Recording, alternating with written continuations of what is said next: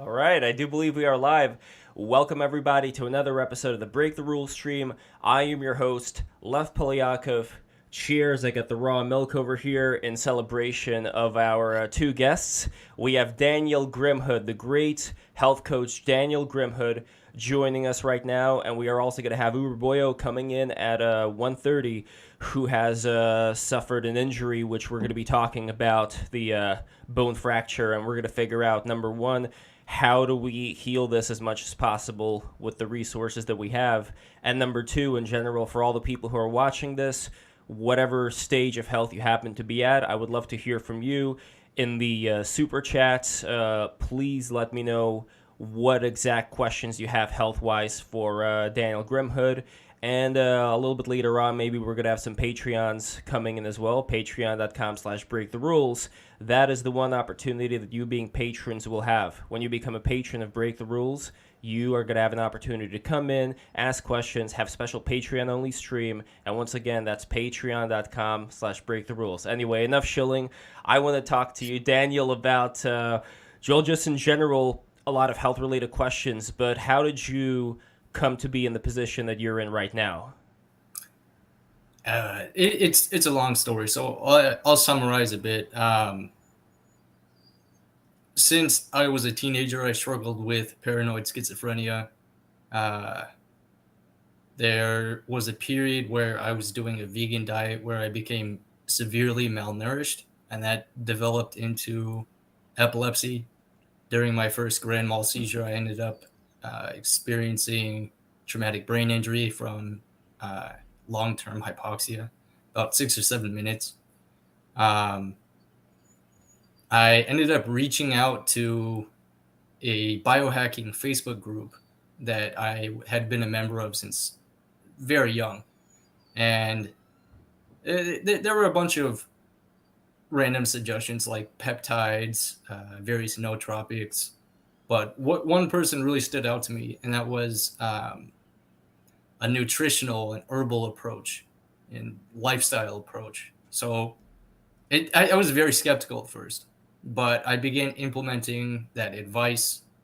Within about 6 to 8 months, I started noticing significant benefit. And then within about 1 to 2 years, I had completely resolved the paranoid schizophrenia, the epilepsy, and traumatic brain injury. So I no longer experienced any of those symptoms whatsoever. And then from there, I ended up getting my health coach certification because I felt like I could help others in similar paths of life. And since that point, I've helped thousands of people with various neurological, psychiatric disorders, autoimmune, physical, um, addiction. It's been very wide ranging, but it's been an incredible experience. And that's been my journey so far. And what is hypoxia? Hypoxia is when the body is without oxygen. Um, it creates massive oxidative stress and inflammation, and then that can create damage within the mitochondria, the brain, the central nervous system. I was really bad off. Um, I essentially experienced symptoms of early onset dementia. My memory had regressed to that of during childhood. It was very severe, and it was extremely frightening. Like being in that, it felt like I was a shell of a person. Like I still had some form of consciousness, but I couldn't really communicate or function how I was able to previously. It was there's no words to describe how scary that was. And why did that happen? Um, the way that I had that first grand mal seizure, um, like my respiratory system like seized up. So I my body was purple from the lack of oxygen, and it was just, I guess, a stroke of luck. My ex girlfriend at the time called the ambulance, and then they had came to pick me up from the home that I was living in at the time, and I'm just very fortunate to be alive after that. Like there was a very high chance of not having survived that. Can you narrow down why it is that that occurred in the first place? If you can get to the root cause of that and the schizophrenia. The schizophrenia was I have a bunch of like genetic SNPs or anomalies that make me predisposed to schizophrenia. Uh, I there's a lot of mental illness that runs in my family, but after a lifetime of malnutrition, trauma, neglect, uh, and then various poor lifestyle decisions, so like drug addiction,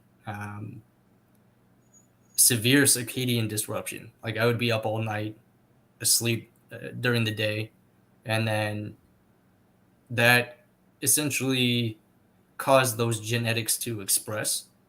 And then I developed those symptoms of schizophrenia. And then the epilepsy was a result of even more pronounced severe malnutrition after the vegan diet. Like I just wasn't providing my brain with the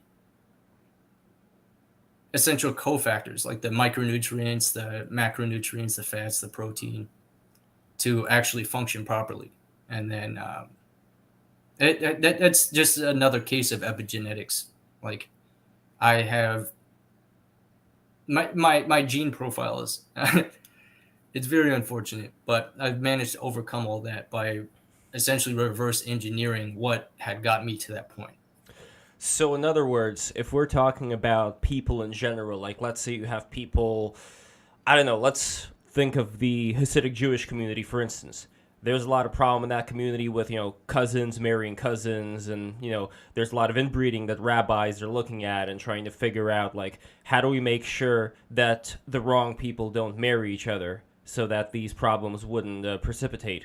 Do you think that these are things that can be applied just like on a wide enough basis for communities to be able to start healing a lot of these different factors? Like, how doomed are people to, when already like a lot of genes are messed up through inbreeding, how doomed are they to continue living like that as opposed to being able to take charge and change things like in one generation? So with inbreeding, it's kind of tricky there.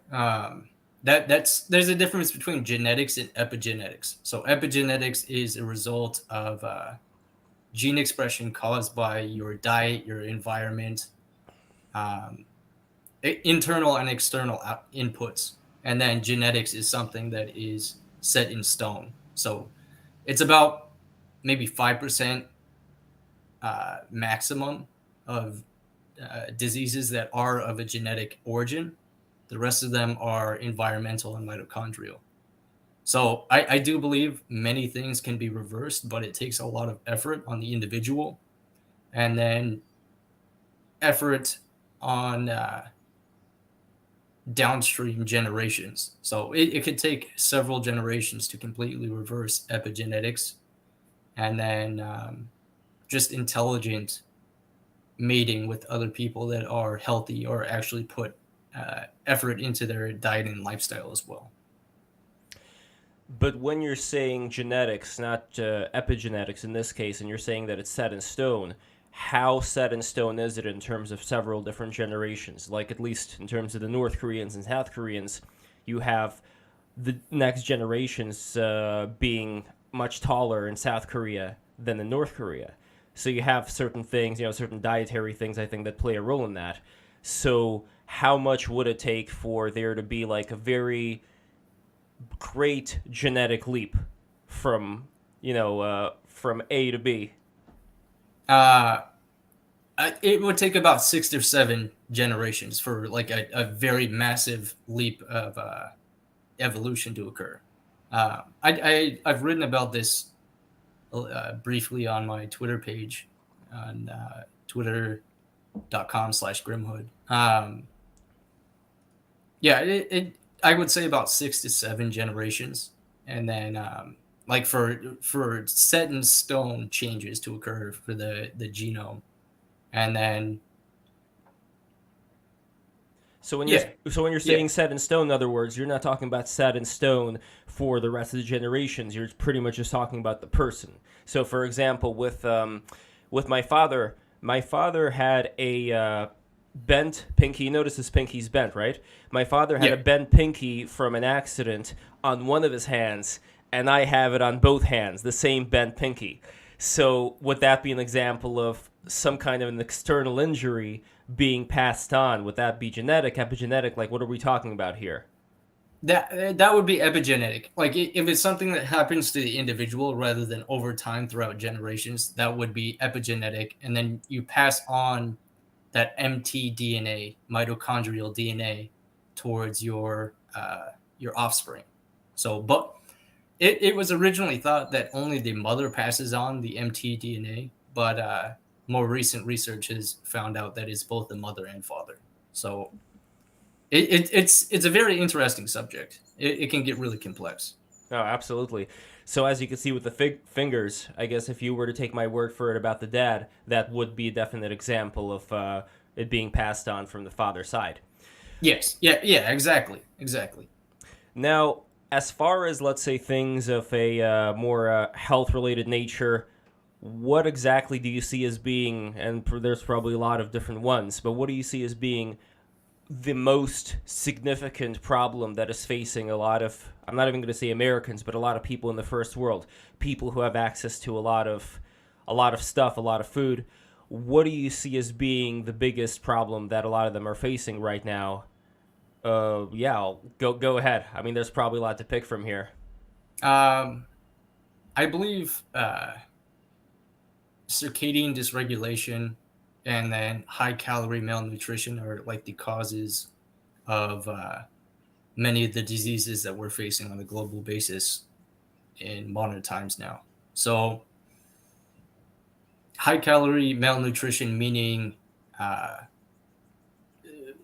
many people are starting to eat just very nutritionally void foods that end up having a high caloric count. So, like the refined processed foods, fast foods, they're very devoid of actual nutrition or micronutrients. And then the circadian disruption is caused by the artificial blue light that is becoming so prevalent with technology today.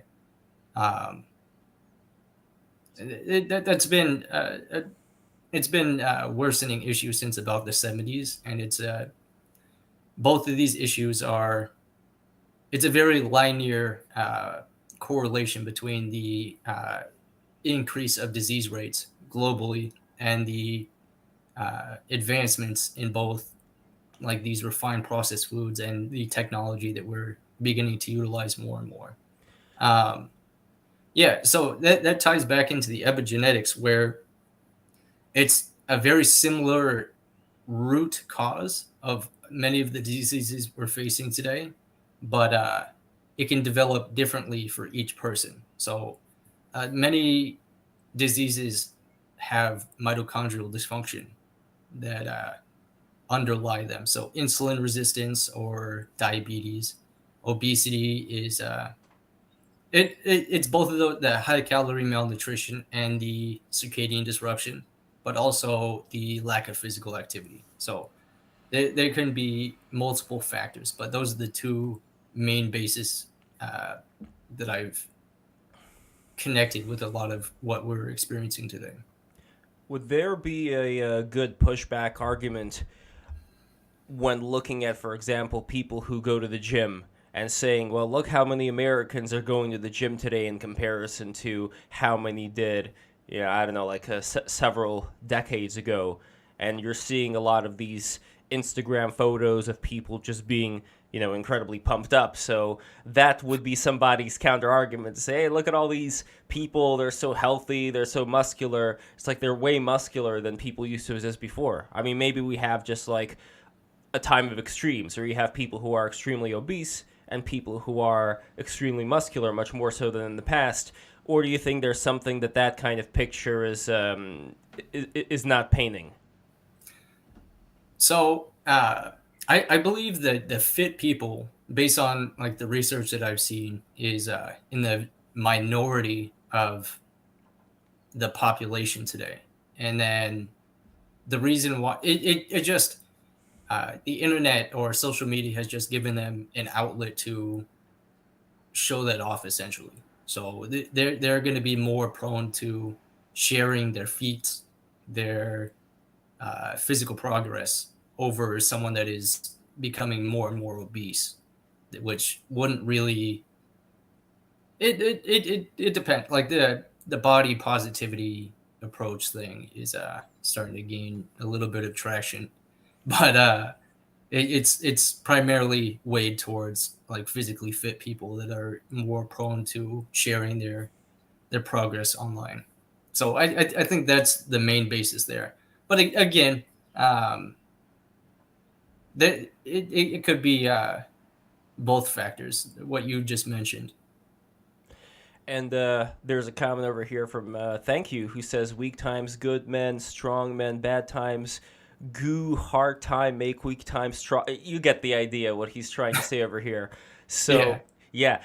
And that is kind of a thing that a lot of people who are reactionary bring up a lot of times, talking about how much weaker society got. Again, I don't have a time machine. I can't really say exactly what the good things and bad things were back then. I'm sure there were a mix of both, as in today. Like I don't want to take a lot of things that we have today for granted either, especially when we now have actually the ability to go out, find information out like you're doing about what we can do to get this back on track. While back in the past, you could say that there are folk melodies, folk remedies out there, in various villages, but I don't know, like people at the same time died of things that today are easily preventable. Like I can't really imagine wanting to go back in time. I would rather have the information we have right now and just try to utilize that.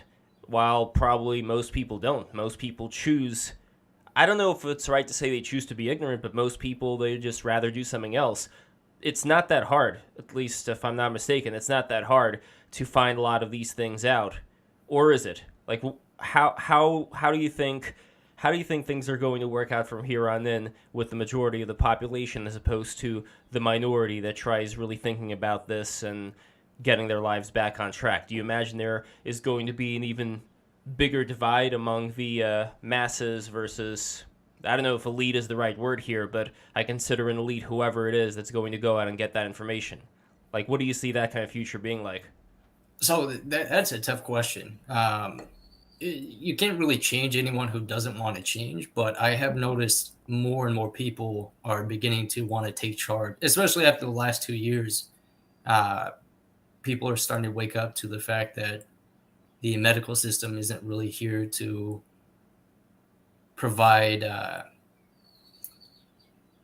chronic health, rather like the medical system is, like you mentioned, is it's very useful for acute things, but like chronic diseases, it's lacking in treatments. Like a lot of the medications that are prescribed can worsen many of the disease states, or you need other medications to cover up the side effects of the baseline medication. But like antibiotics have saved many lives. The surgeries for like infections. So before you get sepsis, you can amputate that limb very effectively without further infection. Broken bones, like acute medicine is extremely useful, and Mm. it's definitely extended our life. But with the chronic health conditions, that comes at a cost of health. So like there's a difference between lifespan and health span. If you're not, you can live 80, 90 years, but if you're not healthy, it's just going to be miserable. So you can have that life extended with all these new medications, but if you're like diabetic, if your neurological system is degenerating, like with Alzheimer's, Parkinson's, dementia, you're going to have a very miserable time, whether or not you're still alive technically. So that's one of the main issues with that viewpoint that I've been seeing. And then yeah, I do believe that there's more and more people waking up. Just to go back to what we were talking about initially, that was a little bit of a tangent, but Well, this may be I do yeah. have hope. What'd Hmm. you say?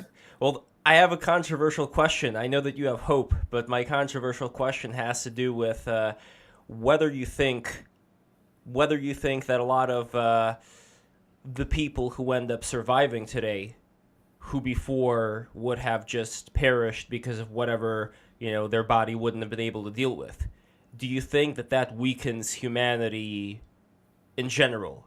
And do you think that would perpetually weaken to such an extent that we would be more susceptible to something that would just lights out, as opposed to having the kind of body that would develop through this process of the weak dying off and the strong surviving? And it's a very cruel thing to say. I don't even want Yeah. to look at it that way, but is there something to it just for the sake of trying to figure out how do we prevent something like that from happening?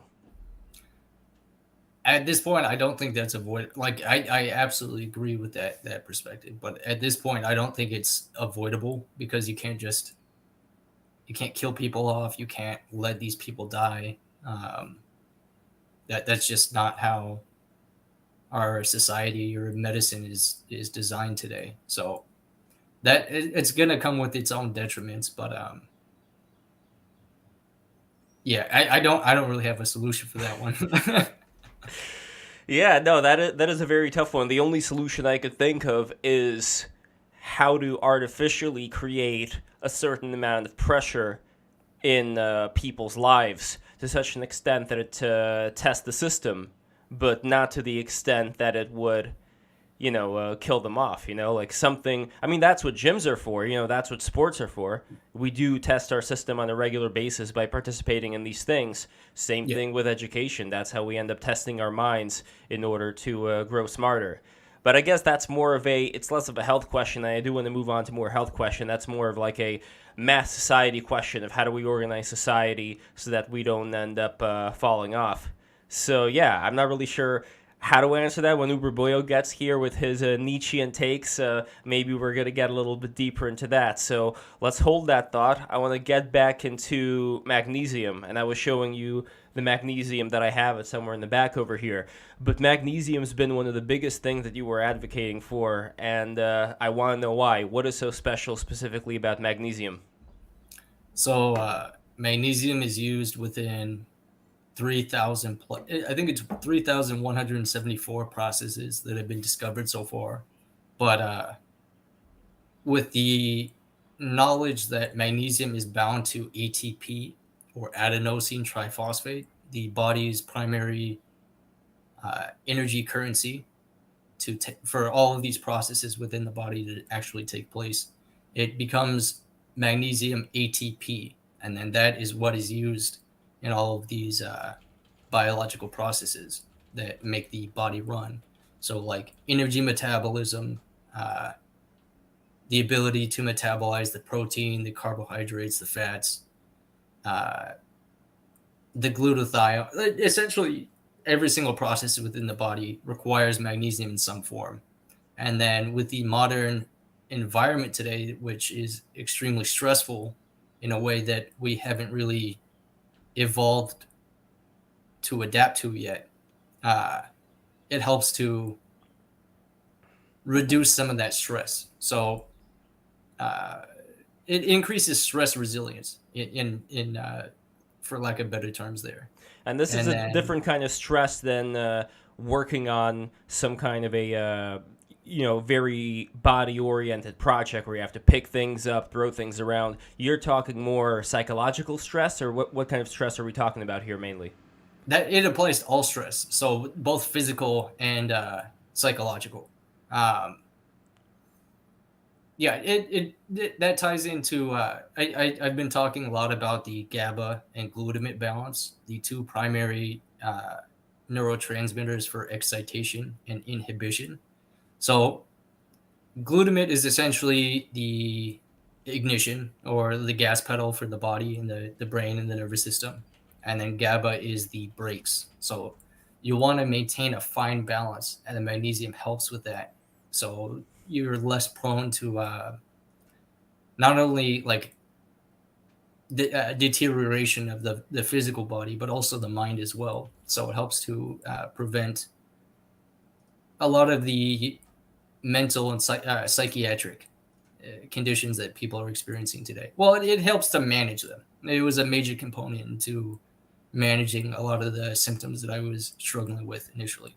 I'm not sure if the illustration that I'm showing on the screen right now has to do with what you're talking about. All that I did is I Google image searched glutamine and GABA, and a lot of these different Yes. things are there. And again, this is something that if I read enough books about this, I'm going to be able to understand it way better than whatever I'm looking at right now. But I kind of get the idea. So when it comes to then these other supplements that people are taking right now, other than magnesium, the naysayers would say, well, our body only needs like this amount of these, whether it's vitamin C, whether it's whatever, it only needs a specific amount, and the rest it just pees out of the body, and you're just gilding the lily. There's no use to doing any of this stuff, and it could actually be detrimental.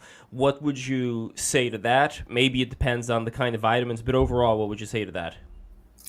So there's a lot of controversy surrounding that. The RDA is some of them are arbitrary, but the RDA was designed, the recommended daily allowance for each of these micronutrients was designed simply for survival without severe or life-threatening deficiency. So it's not an optimal amount of these micronutrients for the body to truly thrive. And if you look at the nutrient profiles for a lot of the foods that we consumed on an ancestral basis, as well as the spring or mineral water that we would consume regularly, because we didn't have these purification techniques that would strip the water of its natural minerals. The ancient spring or mineral water was very rich in the four primary minerals. So that's magnesium, potassium, sodium, and calcium as well, along with the bicarbonate, sulfate, and chloride. But those are those are less important than the four primary ones. Yeah, so our magnesium intake used to be vastly higher than it is today. The 400 milligrams is an arbitrarily set number. And I do believe that, especially with the stress of the modern environment, both physical and psychological, we should maintain a higher baseline for the magnesium intake specifically. It ties back into the nutritional surplus theory that I talk about often. With that, the modern stressors of today, we should maintain a nutritional surplus so that way our body is able to maintain optimal health. Because any of these stressors, illness, infection, just general physical stress, will deplete the body of these micronutrients, so that way it's able to maintain the processes that run it properly. The body's always trying to maintain homeostasis, but when these processes take place, it utilizes micronutrients for those reactions to occur. Now, if you're deficient in any of these micronutrients, that's when disease begins to develop, and then it's a very prevalent issue today. It ties back into the high calorie malnutrition that I was talking about at the beginning of this interview. It also reminds me a bit of that guy, Kellogg, I don't remember his first name, who made that cereal with the intent of, and I want to talk a little bit about the Vril stuff when Uberboyo gets here, I want to save it for that, but suffice to say, it was done to prevent young men from being too sexually active. And it seems like that's the way a lot of our food has gone. Maybe not for that particular intent, but that seems to be the outcome. Even when it comes to sex, right now it seems like less people are having sex. And is there something also that food contributes to as far as there being a lack of sexual activity, or is that not really as related? Yeah, so it again with the biological processes, the hormone production, what runs our libido, our fertility, is It's based on the micronutrients and light. So that's natural, the natural full spectrum light wavelengths from sunlight comparatively to the artificial blue light in isolation of modern. Like, many people are stuck inside all day. They never see the sunrise. They never see the sunset. The sunrise is most important. Uh, it's rather than just the blue in isolation with artificial light. It has the blue, the green, the red, the infrared, and then beginning with UVA, and then later in the day or midday, it begins to switch over to UVA and UVB. So the full spectrum of light is necessary to set the circadian clocks that run every organ within the body, and then uh, hormone production, neurotransmitter production, and then that's one of the major factors that contributes to the low testosterone in men specifically, and then hormone dysregulation of women. So that one can really vary. Metabolic health plays a role, and then the nutritional deficiencies also play a role. So yeah, I do believe the food is a major factor in the lack of libido and fertility that we're seeing today. But there's also the uh, metabolic health ties into that, but the light and then physical activity also tie into proper hormonal health as well. And you could maybe see it. You don't want to attribute motives to Dr. Kellogg. I don't even know if he was a doctor. But I don't want to attribute motives to the bearded gentleman. But it would make sense if you think about it. Like when you're just eating these greens all the time, you're not really going to have as much of this energy. And I guess for him, it was a matter of we have to keep people on the Christian straight and narrow path. They cannot divert away into their horniness. So that's why they're going to have to just eat all these grains all the time and just be passive. I heard there's a similar thing in prison food as well, where they would just feed you like the most calorically, nutritionally empty slop, so that people would be, and they have the prison gym to kind of offset that. But I guess the direction that it's going to is, I don't know if these people originally intended for people to be as robbed of their vitality, but it almost, I don't even think it's a conspiracy in that people would rather just sit and eat junk that tastes good as opposed to the highly nutritious things. I mean, even as little kids, they're given, like I've seen 4-year-olds being given potato chips for crying out loud, and that's going to do something, I think, as we were mentioning, to your brain and to your energy levels. But do you also think that there is some, if we were to put on the tinfoil hat here for a second, do you think that there is some benefit for people to keep people in this state, or is it just profit? I don't want to dwell too much on the conspiracy angle, but just if you have any thoughts on that, if you think it's all bullshit and it's all just people spending money on whatever they want and whatever is cheapest, or do you see there being something else going on here? I think it's a combination of both, because a lot of this research on it, the research has dropped off in more modern times, more focused on just medical drugs. But there was a lot of research that tied what I've been talking about in the early 1900s, very late 1800s. But we figured out all these biological processes, like hormone production, for example, were tied to nutrition for these processes to run properly. And it used to be very common knowledge, and now it's becoming more and more suppressed.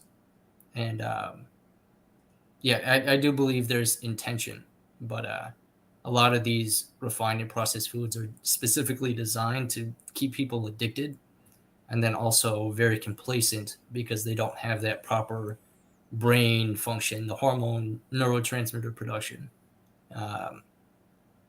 Just to get a little tinfoil there.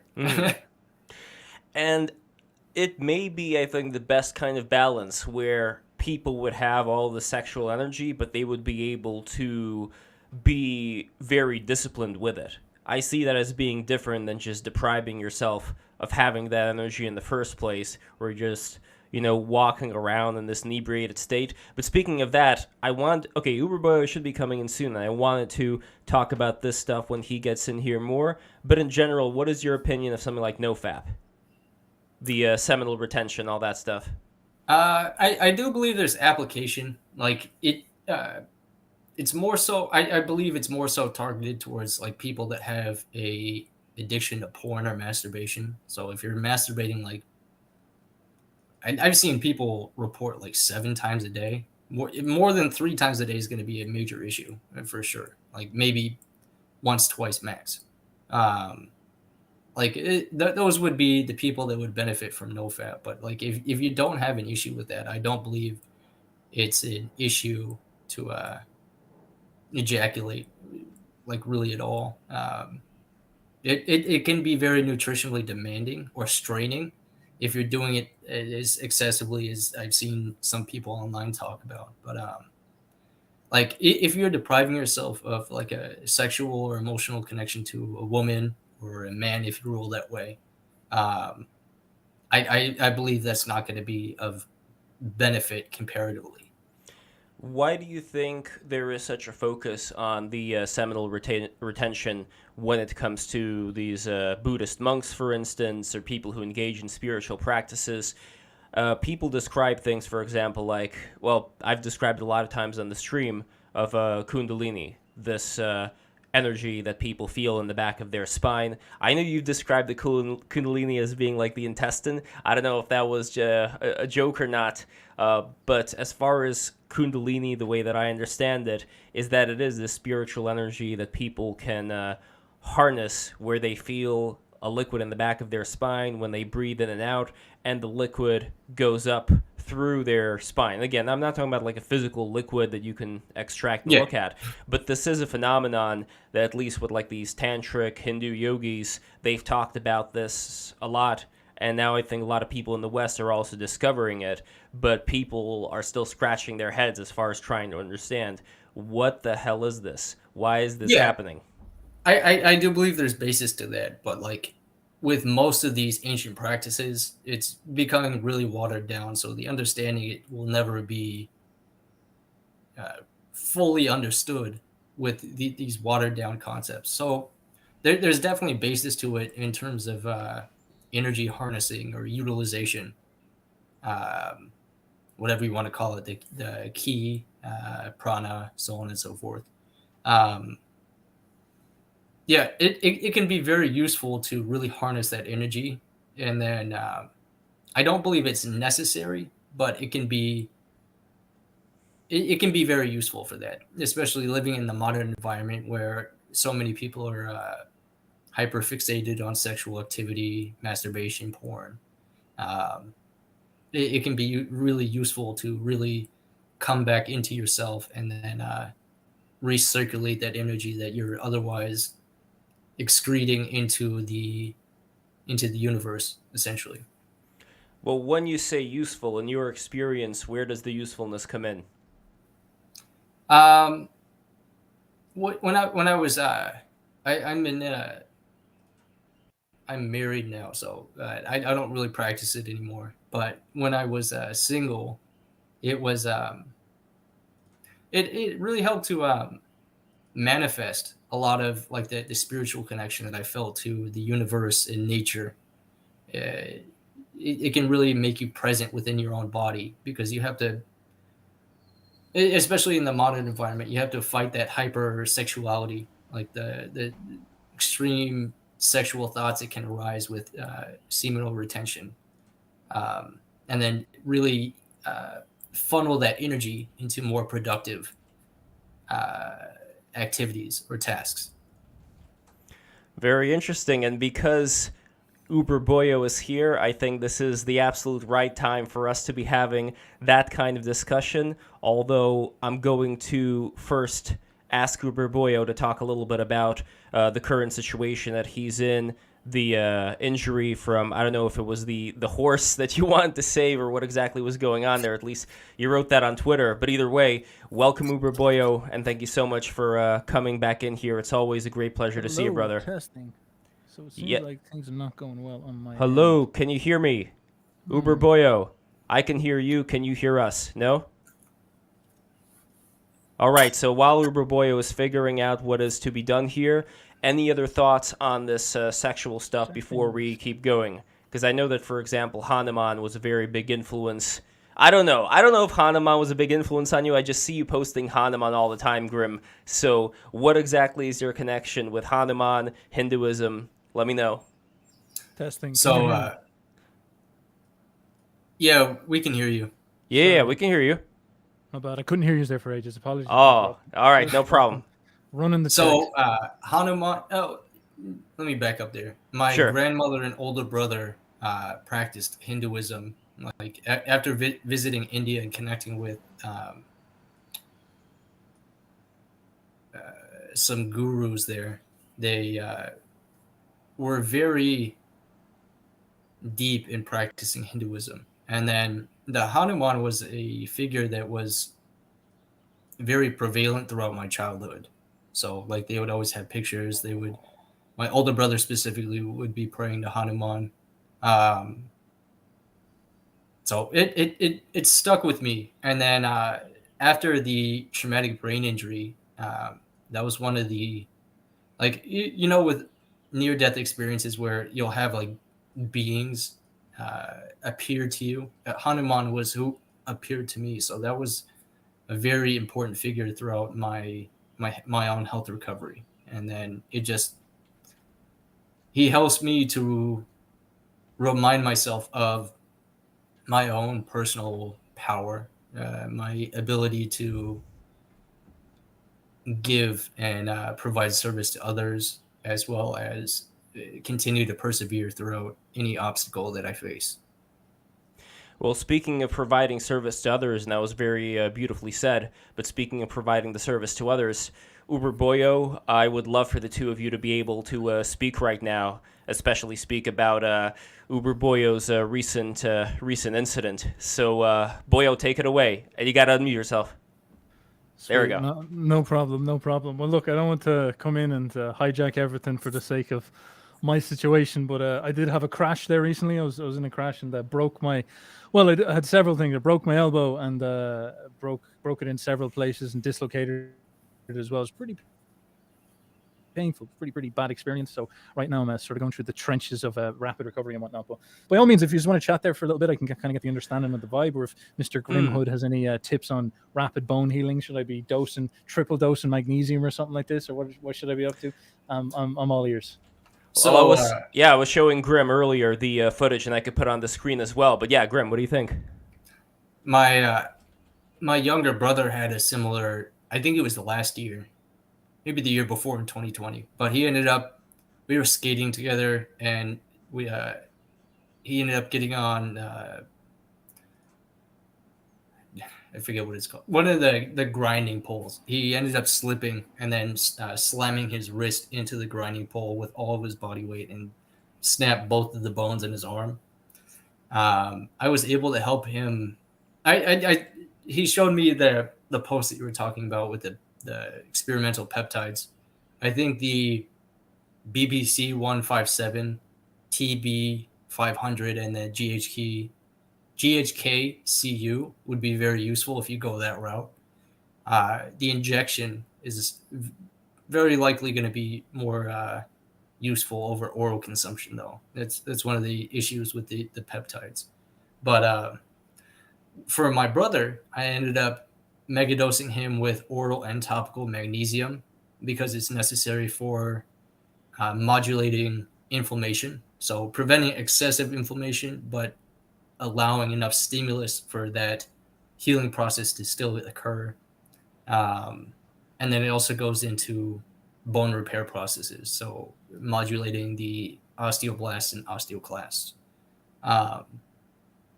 Vitamin K2, MK4, which is present in grass-fed ruminant animals, butter, dairy, cheeses. That would be extremely useful, or you could supplement it as well. That goes into providing. It's necessary for the calcium metabolism to really strengthen the bones again and provide the baseline cofactors to go into that restoration process. Vitamin D, specifically sunlight, at sunrise, midday, and sunset would be extremely useful.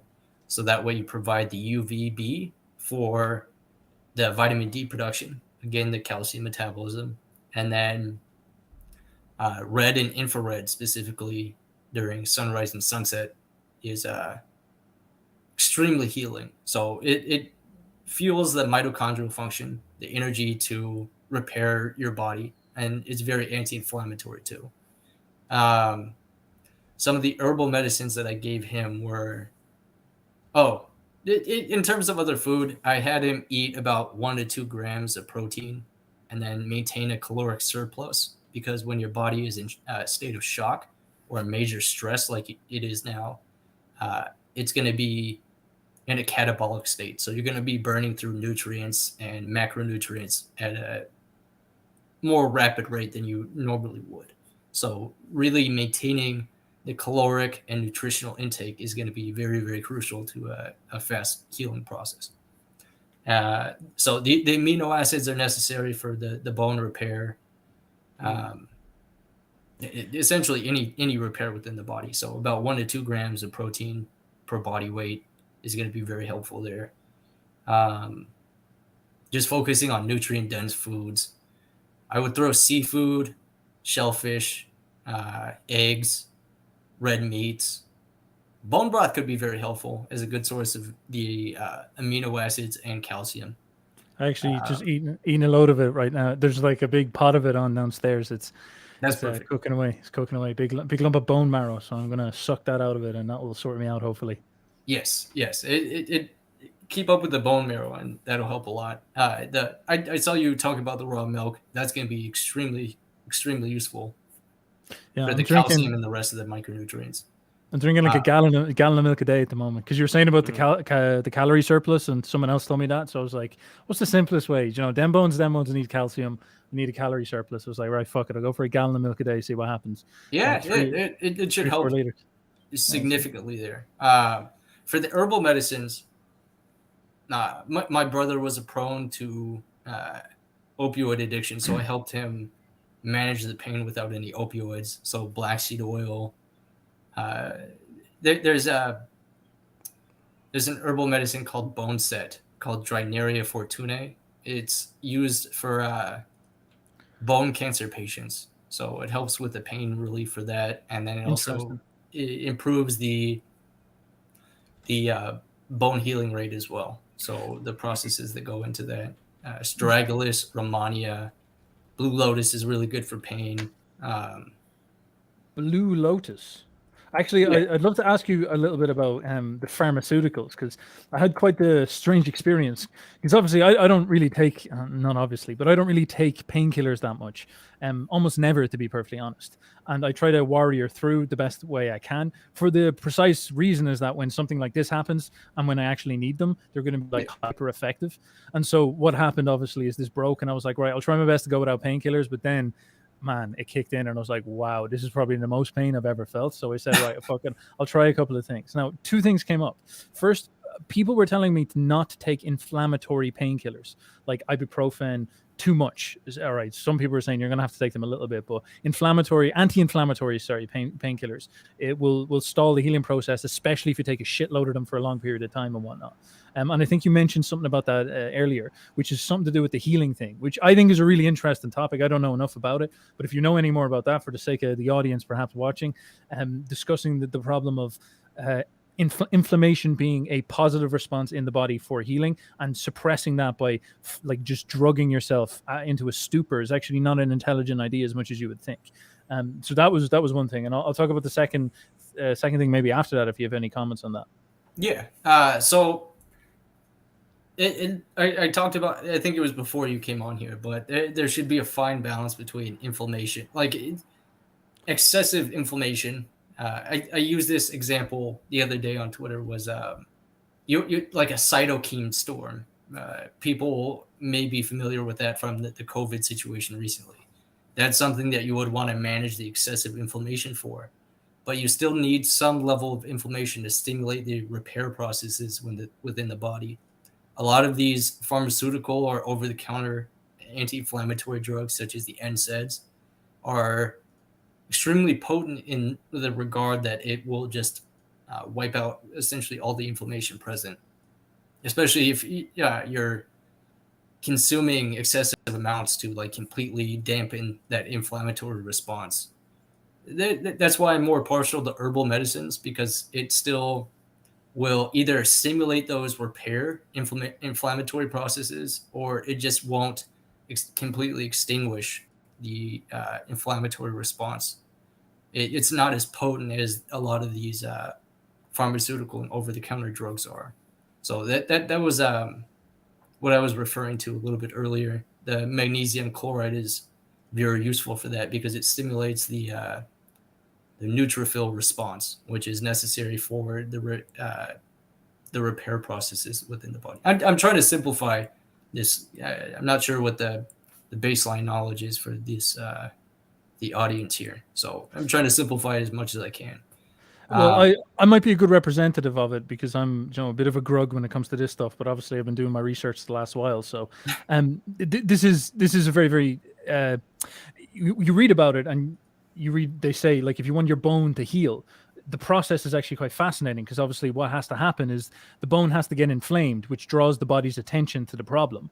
And Yes. then it like, it like paints it in all these chemicals and all this crazy biochemistry. Man, when you read into this, you're like, it's almost spiritual. Like, you're reading into it and you're like, what the fuck? We are amazing. It's beyond belief what goes on inside of there. So the body paints all these signals onto it, and then this attracts I think maybe one of those cytokine storms. I'm not too sure if that's the correct thing, but whatever it is, it attracts a huge amount of inflammatory molecules or whatever it is, biological processes, and that's what's causing it to hurt. And that's specifically why I noticed that when this first happened, it was brutal. My arm was like dangling off, and it was broken in two places, completely dislocated, and it was phenomenally painful. But I had such a high dose of adrenaline. I was basically in shock. I was like shaking, my body started to vibrate and all that type of stuff from just the sheer, it was just too painful for my body to handle. So it just I started to go cold, I started to get hot, I started to go cold, I started to get hot.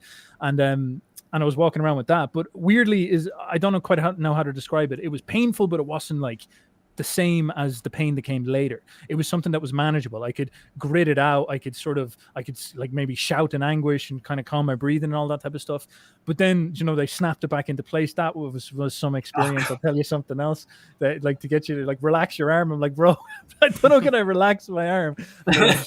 Just calm down, look away. And I'm like, why? And it's like, and you feel, it's so difficult to describe this, but you feel like it's almost like, that crunchy feeling? You feel that like inside the jelly of the middle of your arm, your muscle. Oh, it's disgusting, man. It's so painful.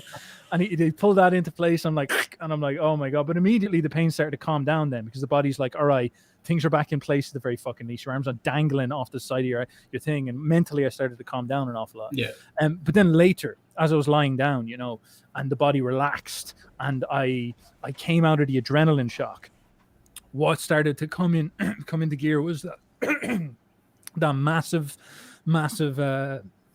inflammatory dull ache that started to come, and that's when it really kicked in. That's when I was like, fuck, I actually need painkillers, because I went without painkillers for pretty much the whole day. I think I took a little bit of anesthetics at some point when they were like just like jogging the arm around or something like that. Yeah. But then later, like I was sitting down and I was like, holy fuck. I slept the first night without painkillers, but getting up in the morning, I was like, holy shit. I couldn't even move out of the bed. And it was that dull, brutal ache. And it's like mental as well. It makes you feel almost like depressed or something like that. It was very, very harsh. And I assume that's the deep inflammatory response or something like that. Yes. Yeah. That's what I like. That pain that is unbearable. It's going to put your body in more stress than you're going to want for repair processes. So, like I said, there should be a very fine balance. As long as you're not like high out of your mind on the painkillers, then I don't really think it's going to be of great detriment. But the stress, the catabolic state that such injury can put your body into can be counterproductive as well. And this is this is something as well that I think I should notice, because then I got surgery as well, and the pain after the surgery was then a whole other. I've become like a connoisseur of pain, because the pain of the bone break is very dull, it's like heavy metal pain, you know. It's like brutal, harsh, dull. It's a broken bone. It's impact. It's trauma, but it's not the same as a surgery, because I had to get some metal put into my arms because it was just so shattered, like the elbow, that they had to reconstruct the joint and everything. That's pretty brutal stuff. So the surgery was like burning, and it felt like knives inside the middle of my joint or something like that. It's a fucking horrific pain, and it's probably more inflammatory. You know, it's probably more sharp and nasty or something like this. And so I actually took painkillers then that they advised me to take, and these were, man, like I was fucking high as fuck off these, because I was trying to be careful not to take too much of them. And I was taking paracetamol, I was taking a little bit of ibuprofen, I was trying to take as little as possible, trying not to go overdose, and just take it when I needed it. But after the surgery, I was just like, I couldn't handle it. So I took something called like Metsostol or some shit like this. And I was like lying down in bed that night, and I was like, I kind of woke up and I was like, man, I feel weird. And I was thinking, like, what does this remind me of? And I was like, oh my God, it was almost like an acid trip or something like that. I started to get like the bends inside my body, and my head started to like spiral, and my thoughts started to go like a bit fucking wacky and strange and all this type of shit. And it made me remember. And then the feeling inside the arm, like the feeling inside the nervous system, was it almost like it's not like it made the sensation go away, which is what other painkillers would do, but instead it was like it just changed the feeling to be something that was less, it was more like warm instead of burning or something like this. And then I was having all these strange responses to it as well. So I've noticed like a vast array with this experience that you have to be very, very careful with. And of course you can definitely like get blasted off these pharmaceuticals. Like the next morning I just threw those ones away, because I was like, that's a real drug, man. Like that's not a joke. Like, holy shit, yeah. I could have gone to the club at that point. Like, well, I have a question in relation to what could have been done as far as pain relief. Would you think that a super high dose of cannabis edibles would have been able to do the same thing for Uberboyo's pain without these particular nasty effects that people end up having from the pharmaceuticals? So, it really depends on the individual. Like, some people have a higher pain tolerance than other people, but immediately after surgery, especially major surgery like this, I don't think that it's of long-term detriment to actively manage that pain for the first few days, because that's when it's going to be at its worst, and then it starts dulling about a week or two after, and then you're on a more smooth sailing path where the cannabis could be more useful. I do believe opioids have their application, but again, if there's addiction risk, that can come with its own detriments as well. But with opioids, what I don't understand is, would there be a difference between, let's say, taking heroin versus taking oxys? Because I recall there was some conversation where they were talking about how oxys have something inside them that intentionally destroys the liver over time if they are abused. And that's different from just, right out of the poppy seed type things. So would you recommend that maybe people not take those kind of professional painkillers and go more the natural route? Or is there something dangerous about that let's say the painkillers have overcome? So the oxys, they contain Tylenol. So excessive amounts of Tylenol is known to be liver toxic. So that's how they try to prevent consuming too much, because you can die of liver failure if you take too much Tylenol. But in regards to the oxycodone and the heroin itself, they're very, very similar. There's very little difference. Like, some addicts will describe very slight differences in how the highs feel, but the underlying pharmacology is exactly the same. It's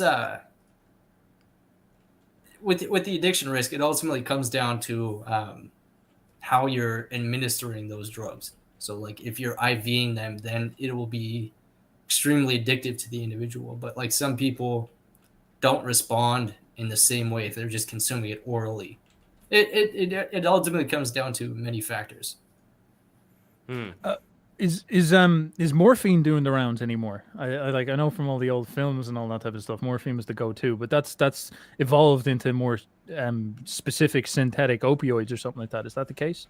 Because I'm Yeah. in Europe and I didn't get any opioid at all. To be perfectly honest, I would have loved one. I was sort of like, man, give me the most powerful fucking shit that just like gets me whacked. Going like, give me the opium pipe. I'm happy. Like, just give me something, because I think I basically had paracetamol in there, and then all these weird like strange super drugs. These drugs were specific for stuff like, I think it might have been arthritis or something like that, because obviously I'm dealing with joint pain. So it was a very specific post-surgery drug that they gave me that was really fucking crazy. But I was wondering why I didn't get offered like morphine or an opiate of some sort. Maybe it's not a thing in Europe. And I don't know, Uberboyo, if you're seeing the picture on the screen over here with the Power Ranger. It's on the it's in the chat. Me. That was basically me. Basically, that's basically. I'm like the guy looking at the Patrick Bateman photos and being like, "That's literally me." So I'm not really familiar with the laws in the UK like very extensively. I know that a lot of substances were like completely restricted, and then like prescriptions are also very restricted. But yeah, morphine has been getting more phased out for like Vicodin, the oxycodone, some cases codeine, depending on. Codeine I've heard of, yeah. Yeah, the codeine is more for like coughs and bronchitis. Like it's not going to be really prescribed for like major surgery in most cases. But yeah, more I would say that morphine is getting phased out a little bit. It's I'm not really sure. I haven't really kept up with a lot of pharmaceutical regulations recently. So from here, do you have any expectations as far as what Uberboyo is going to be in for, based on what you saw, based on how dedicated Uberboyo is to improving these things as quickly as possible? Yeah, it ultimately depends on the individual again, but I think he could repair it within like maybe 3 months max. I haven't really experimented with the those peptides. I'm just familiar with the research and anecdotal reports from my biohacking friends. They've had a lot of success with them. So I can give you what I know about them, and like you obviously have a more fleshed out knowledge, but maybe it'll kind of catch the audience up and all that stuff. But yeah, go ahead. Like to something that Mr. Grimhood here is saying that I actually do think is very important, just having gone through the experience, is that like this is very mental. Like pain is when something like this happens to you. This is going to sound like fucking Tony Robbins seminar or something like this, but it is a blessing in disguise, because we've all this shit going on in our lives. Like I've all this stuff I'm thinking about. I'm trying to make a new video, all these type of things. So I've got this 400 things whirling through my mind. And it's like the old Buddhist saying, you're not very like present in your life. You could say it that way. You're concerned with the ins and outs of what's going on. When something like this happens to you, pain is impossible to ignore, especially when it's that extreme. Like you're forced. It's almost like your God grabs you like you're a dog and shoves your face in the mud of life and says, this is your reality. This is pain. This is where you are. And you just have to be with it. You have to sit there, and everything just gets sacrificed. Everything gets contextualized. And you all of a sudden start to deal with this immediately serious problem. And what's one of the hardest things about it is the mental side of it, because then you start feeling sorry for yourself. You're like, why is it me? Why did it have to happen to me at this point? What's going on here? Will this ever end? Because believe me, man, like day 2 after the surgery, I was like thinking to myself, this is like, I'd rather cut the fucking arm off at this point and deal with this. It's so sore, like it's crazy. And then I took too many of this weird drug, and it started to kind of set me off whack. And I was like, what am I doing? You know, you're stuck in your thoughts. And so the experience is very mental, and it's a very strong mental war. And then even the experience of dealing with the pain itself, you're almost battling your mind, because if you are afraid of what is happening to you, the pain gets worse. Like fear and pain are very, very deeply related. So as I was saying, I was walking around the hospital with my arm fucking dangling off. And because I felt I was in the hospital and they were going to take care of me, I wasn't panicking, you know. But when I was outside the hospital, it was excruciating, and I was like, "What the fuck is going on? What is going on?" Then when they snapped it back into place, you know, it's once mentally I started to believe that things were okay, and I was like, "Are going to be all right." Things started to get an awful lot better, and the pain basically went away. The first day, by the end of the first day, I had basically completely manageable pain. Like I was chirpy. My friends were being like, "What the fuck is wrong with you, dude? You're like in a good mood." because I had overcome the worst of it. And then obviously the next day is when it became more like about the long-term problems, dealing with the pain. And that's when I was actually in worse moods. And that's probably where it hurt more and all this stuff. So mentally, it's really, really, really important to fight with your mind on this and understand that it's maybe even an opportunity to craft that power to be able to deal with this and constantly bully yourself into thinking like, you know, the can-do attitude that is so important, because it really is a real thing. It's really a real thing. Like it broke me several times. I think that's part of it. Like just several times where you cry out in despair. You're like, ow, like, please stop. It's too much. Like, what's going on? You take too many drugs because you're trying to escape it or something like that. Well, but, this leads to something that Grim and I were talking about before you got here, which I think is a pretty important question. But before I ask that question, I want to let everybody know that we are going to be taking super chat questions. So if you have any health questions you want to ask to Grim, if you have any Nietzschean questions also semi-related to health that you want to ask to Uberboyo, sneed those super chats right now. Also, don't forget to subscribe. Don't forget to add a like. Adding likes is very important for the algorithm. And please share this video with everybody you know. And please support both Uberboyo and Grimhood. They both have Patreons, which I'm going to be putting in, as well as patreon.com/breaktherules. Support all three of us. Anyway, with that being said, thank you for that. My question is, when it comes to a lot of people today that end up living because if they were to be weak enough, they would have died off from various diseases, from various problems that have occurred in, you know, the generations past.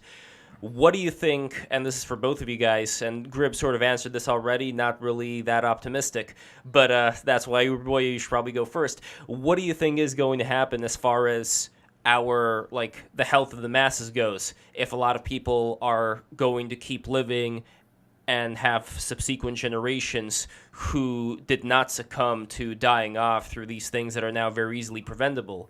What do you think is going to happen long term? Can we maintain our vitality, our strength, or are we going to be forced to just always have to take something in order to keep surviving? And at a certain point, is that going to come to a head where it's not going to be enough anymore? Like, that seems to be the grim, pardon the pun, the grim scenario here. Well, my plan is like, did you ever see Fight Club where they kiss them with the chemical burn and to indoctrinate them in the cult? Everybody who wants to follow me, I'm going to break your elbow. That's the way it's going to work, and that'll be like the spiritual experiences. See, are you tough enough? See, you can go forward with it. I think this opens up into two distinct questions, because it is actually very notable going into a hospital and walking around and seeing some of the people who are like, you know, you can kind of tell they're regulars. And they are dealing with it's like some people are in there, and it's a wonderful institution. Western medicine is phenomenal in its ability to deal with like serious trauma and all this type of stuff. And there's an awful lot of negative sentiment online about it, and I understand this. Like, believe me, I didn't enjoy the last big mimetic sequence of the last couple of years and all this type of stuff. But at the same time, there's something phenomenal about it, something incredibly powerful about it. The procedures, the ability for them to do these advanced type of things. But there is also something weakening about it. It's taking out the pressure of nature. Like, if this happened to me in the jungle, I would have had to bite on a stick, pull it back into place myself, and just fucking get the fuck on with it and deal with maybe a wonky arm for the rest of my life. And it's sort of like, you know, at some point you'd probably mentally deal with it. You'd get over it. Like you'd overcome it, and you'd be the strong enough to do it. And actually, out in the wild, many animals who break, like if a horse breaks his leg in the wild, that horse is dead. You know, that is not something that you can have happen to you. So there's an awful lot of difficult questions. And like Nietzsche's obvious statement is that, well, the big train of thought is that this is obviously going to lead to a weakening of the quality of average man, which will lead to the last man, as we say, who will become the sort of mediocre tyrant over the whole world. And this is not a good thing.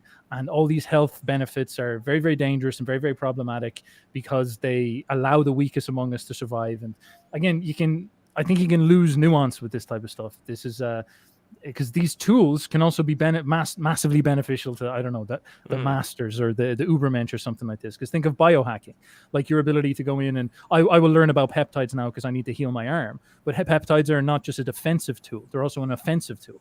Like if you start using peptides for anti-aging or getting your joints in order while you take maybe a very mild dose of steroids or something like this, or you take something like a peptide in order to. You can take melatonin, for example. I'm Irish, and you can take melatonin. I found out, which is a peptide which increases the melanin in your skin. You basically just fucking tan by putting a peptide in. It's insane. You just inject yourself with this mad shit, and then you like become brown. Like, you know, you become more jacked and handsome out of nowhere. And I'm like, what the hell? This is crazy. That is obviously no medical benefit in some sense. Well, I guess you could say it prevents sun cancer, but at the same time, it's like you're like, this is crazy. So you could become jacked tan. You could basically become like a Bronze Age pervert acolyte overnight by using your peptides and all this type of stuff. And then you'll look at people at the very, very cutting edge of this stuff, injecting themselves with young people's blood and looking at stem cells and injecting them into their fucking arteries straight and all this type of stuff. And you see the long-term possibility where there'll be a separation of two distinct castes, which will be those who use all these tools to placate themselves into the oblivion of you know, the opioid drone and the pain killing and the escapism from life, which is what these technologies offer. And the struggle, the lacking the spirit to deal with pain and the struggle of life, which these technologies will placate and these institutions will placate. And then you have these other people who will become ascendant, who will use these technologies to extend their lifespans. They'll start to like live longer. They'll start to be younger for longer. They'll start to be bigger and stronger. They'll start to genetically modify their children and stuff like this. And this will become, you know, the annoying fucking master race motherfuckers who will be like Klaus Schwab making everyone else eat bugs and all this stuff. But I think to be realistic, that stuff is probably going to happen in some way. Well, there's an interesting dynamic going on here where you separate it into two classes. I'd separate it honestly into three, because when it comes to the Klaus Schwabs of the world, you look at the guy, he doesn't seem like he wants to lift any weights. So if he were to do something, it would not come from his own willpower and achieving something. It would be from having certain medications, you know, like the blood that you mentioned or whatever. And my issue with this, and I'm curious, Grimhood, what you think of this, I think that there is a certain aspect to human willpower when you can not subsist on externalities, but instead basically create energy from within. And I think this is kind of what a lot of these monks do. You know, monks, they fast a lot, yet they still seem to have a lot of this energy that they're able to generate.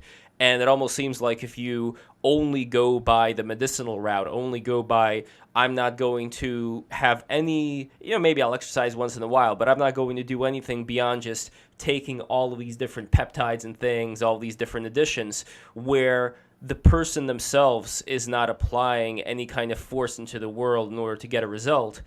They're just having things being given to them. Do you think that there is a difference between that person and the person who does end up going within, and maybe if they supplement some way, a lot of the energy is still something that comes from their own willpower? And it's still a bit fuzzy for me to define like where exactly you draw the line between what is focusing on more willpower and what is just getting all these different nutrients into you. But do you think there is a difference there? Yeah, so I believe physical health ties into energetic health. So health in general is a very holistic deal. When you have a powerful physical body, your energetic body will be equally powerful as well. That's been my experience, where when I was very physically weak, malnourished, sick, I wasn't really able to control my energetic body. That's my description of the paranoid schizophrenia in very simplified terms. Like it essentially shattered my mind, being unable to process that energetic body. And I believe there shouldn't be any disconnection. Like a lot of people focus solely on the physical rather than the mental, emotional, or spiritual. I believe everything should be approached simultaneously for supremely optimal health. And then I do agree with everything Boyo was saying about his perspective as well. It's a really interesting question you posed. I can't imagine not only Klaus Schwab, but also somebody like Bill Gates or even Elon Musk, who, you know, for all the credit that's due to him, he doesn't really seem to be working out that much either. Like, I don't imagine if they would just take all these various nutrients, that would be that. And then, look, I'm not even talking about working out. I mean, as you can see with that buffed up niche over here on Uberboyo's website, which is uberboyo.com, by the way. Like, there is something important about working out. But I'm talking even more along the lines of how much does your willpower that goes into working out too, but how much does the willpower itself end up in this, I guess, new agey way I'm going to say it, how much does it end up changing the reality around you? So I know, Uberboyo, if you want to, yeah. Well, the two things. I just want to clarify on maybe a misconception you might be falling for here, because this is a common one. Vitality and longevity are inversely related in a way. This is the black pill on everlasting life, if you want to put it this way. So looking like Nietzsche there is probably not going to be the thing that's going to lead you to living the longest life you possibly could. The lot of the stuff that people talk about living as long as you can is more to do with temperance and moderation. So for example, the rats that they have studied that live the longest are usually ones that they feed the least amount of food. This is one of the most consistent and successful ways to extend the lifespan of rats, is give them calorie deficit diets and make them fast an awful lot. And this causes all sorts of things where the rats will get smaller. The rats will obviously like run on less calories. Their metabolism will increase and be more efficient with the calories they're using. And also their bodies will go into these sort of states where they kill out an awful lot of the bad chemicals. And the point of this being is that like the people who live forever, like, you know, Nietzsche being jacked here. Nietzsche was never jacked, of course. Well, maybe he was. We don't really know. But like a dude roided up, or a dude at the peak of his vitality, is maybe a symbol of an ideal for man. Isn't a symbol of what we would aspire that we could become. This is very much like, you know, Greek pagan, European pagan vision of like man at his peak of his strength, the ideal of his youth. Alexander the Great crossed with Arnold Schwarzenegger. Like, this is a peak of lived health, of vitality. And this is in some sense the sort of archetype of the guy who lives strong and dies young, who's like a force of nature, a force of life. And you could speak about that in terms of will.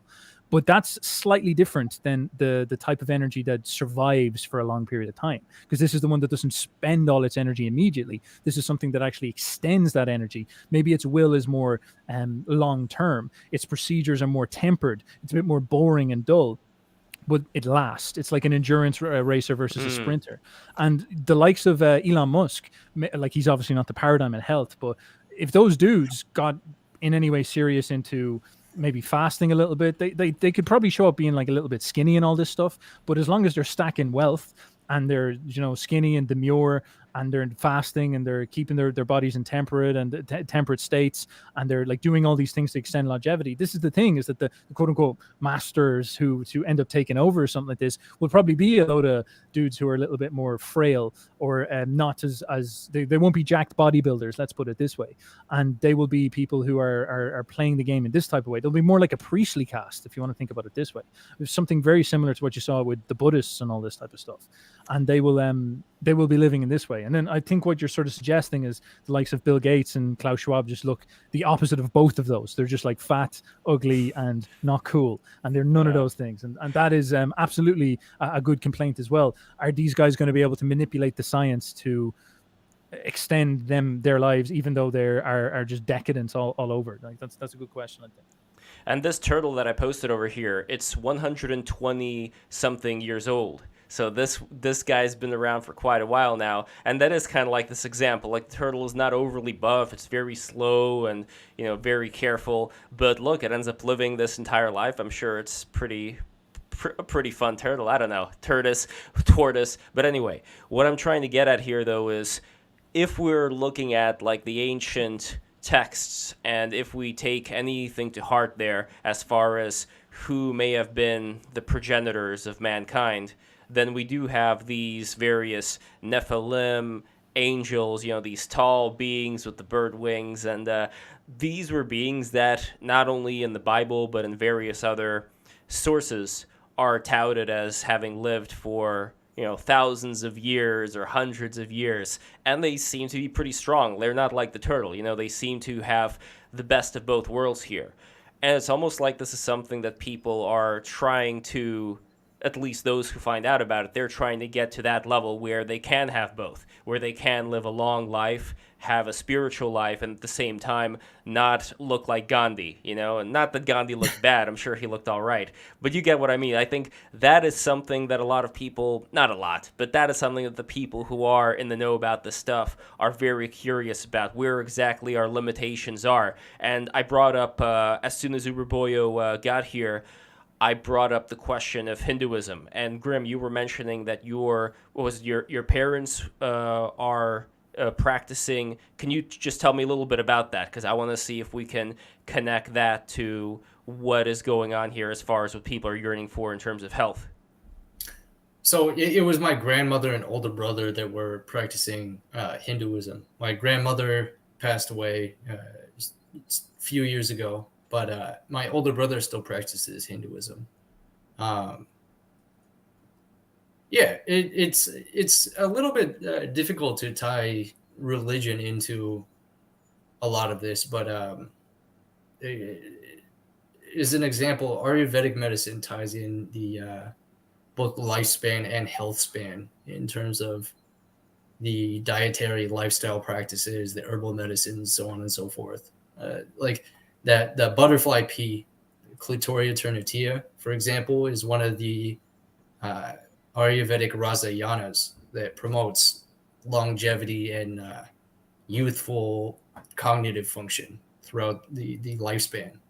So there's a lot of factors that tie in regards to a lot of these ancient medicinal modalities in terms of both lifespan and health span. And that's been one of my focuses since I began my own health journey, and then sharing what I do online is combining both of those concepts, the health span and lifespan. Because I think it was before Boyle got here, but I was describing how modern medicine, like all the medications that were prescribed, like the statins, the blood pressure medication, all these things can extend our life, but then it can decrease our health span. It can decrease the health itself by producing all these side effects, nutritional depletion, all these issues. And then with those side effects comes more medications to manage those side effects. And it just, this snowball effect that can drastically deteriorate the health while extending lifespan. So there should be a combination of both of those concepts. And I'm finding more and more people are coming to that realization that there's something really wrong with just simply extending lifespan without improving health simultaneously. It's just, you don't want to be miserable living 80, 90, 100 years and just like a shell of a person. It's not a fun experience. But what also I think is not a fun experience is when you get to be a certain age and you acquire a certain amount of wisdom and then it's lights out. It almost seems like we have this, at least today, this certain amount of years that people live. And sure, like there's a lot of old people who are dumb, but at the same time, there are certain people who have lived for a long enough time to the extent that they know certain things that they could pass on to others that is of great value, and then they just expire. So that's not so right either. So the reason I'm saying this is that we have to find a way to combine that spiritual vitality that we were talking about before with living long enough, kind of like these mythological, whether they were real or not, like these Nephilim beings, these gods that were talked about. Because again, I think that if these things have existed, and who knows, then there is something very special about trying to get back into that direction if that's possible. So the reason I bring up Hinduism, for example, is not even so much with the traditional practices that people do as far as praying to the various gods and Ayurvedic medicine, which is very interesting and very special and important, but more along the lines of a lot of these various tantric paths that people take, where they end up doing breathing techniques, where they end up doing certain practices to transmute their sexual energy, like we said before, chi, ki, vril, so on and so forth. And I don't know, like Uberboyo, this seems to be a subject that I personally like grabbing onto a lot, but that is because I'm very curious about it. I'm very curious as far as what exact state can humanity be in when they start discovering a lot of the secrets there. Like I know Carl Jung talked about these things as well. He wrote a book on Kundalini. But where do you personally see the possibilities being here as far as what can people do with this primal sexual energy when they transmute it? To heal their broken elbow? Well, I'll see what I can try. I'll go no fap as hard as I can. I'll send all my urges deep into my elbow, see what happens. I think there's a lot of things to talk about this, because something that Grim was talking about that I found quite interesting, and maybe is something we could spin, is that I've become, like, maybe through this experience, a bit of a Western chauvinist, because I sit down there and I break my elbow. And if this happened in the jungle, if this happened in an ancient tribe, I would be brought to the shaman. I'd be brought to the healer, the magic man, the man of knowledge, the old man of knowledge, just like you were saying, the person who would die and then have to pass their knowledge on someone. Yeah. Now, what's quite interesting is that if I was in this tribe and, say, 3 generations had gone without anybody breaking their elbow joint, what the fuck would you do about it? Like, these guys would come in and it's like, how do we fix this? And it's like, I don't know. My brother broke his shin before, and some guy broke a rib, and we just pulled his leg and it got back into place. But, like, we don't really know how to deal with joint problems. Like, I don't know anything about that. I wouldn't even know what a fucking joint is.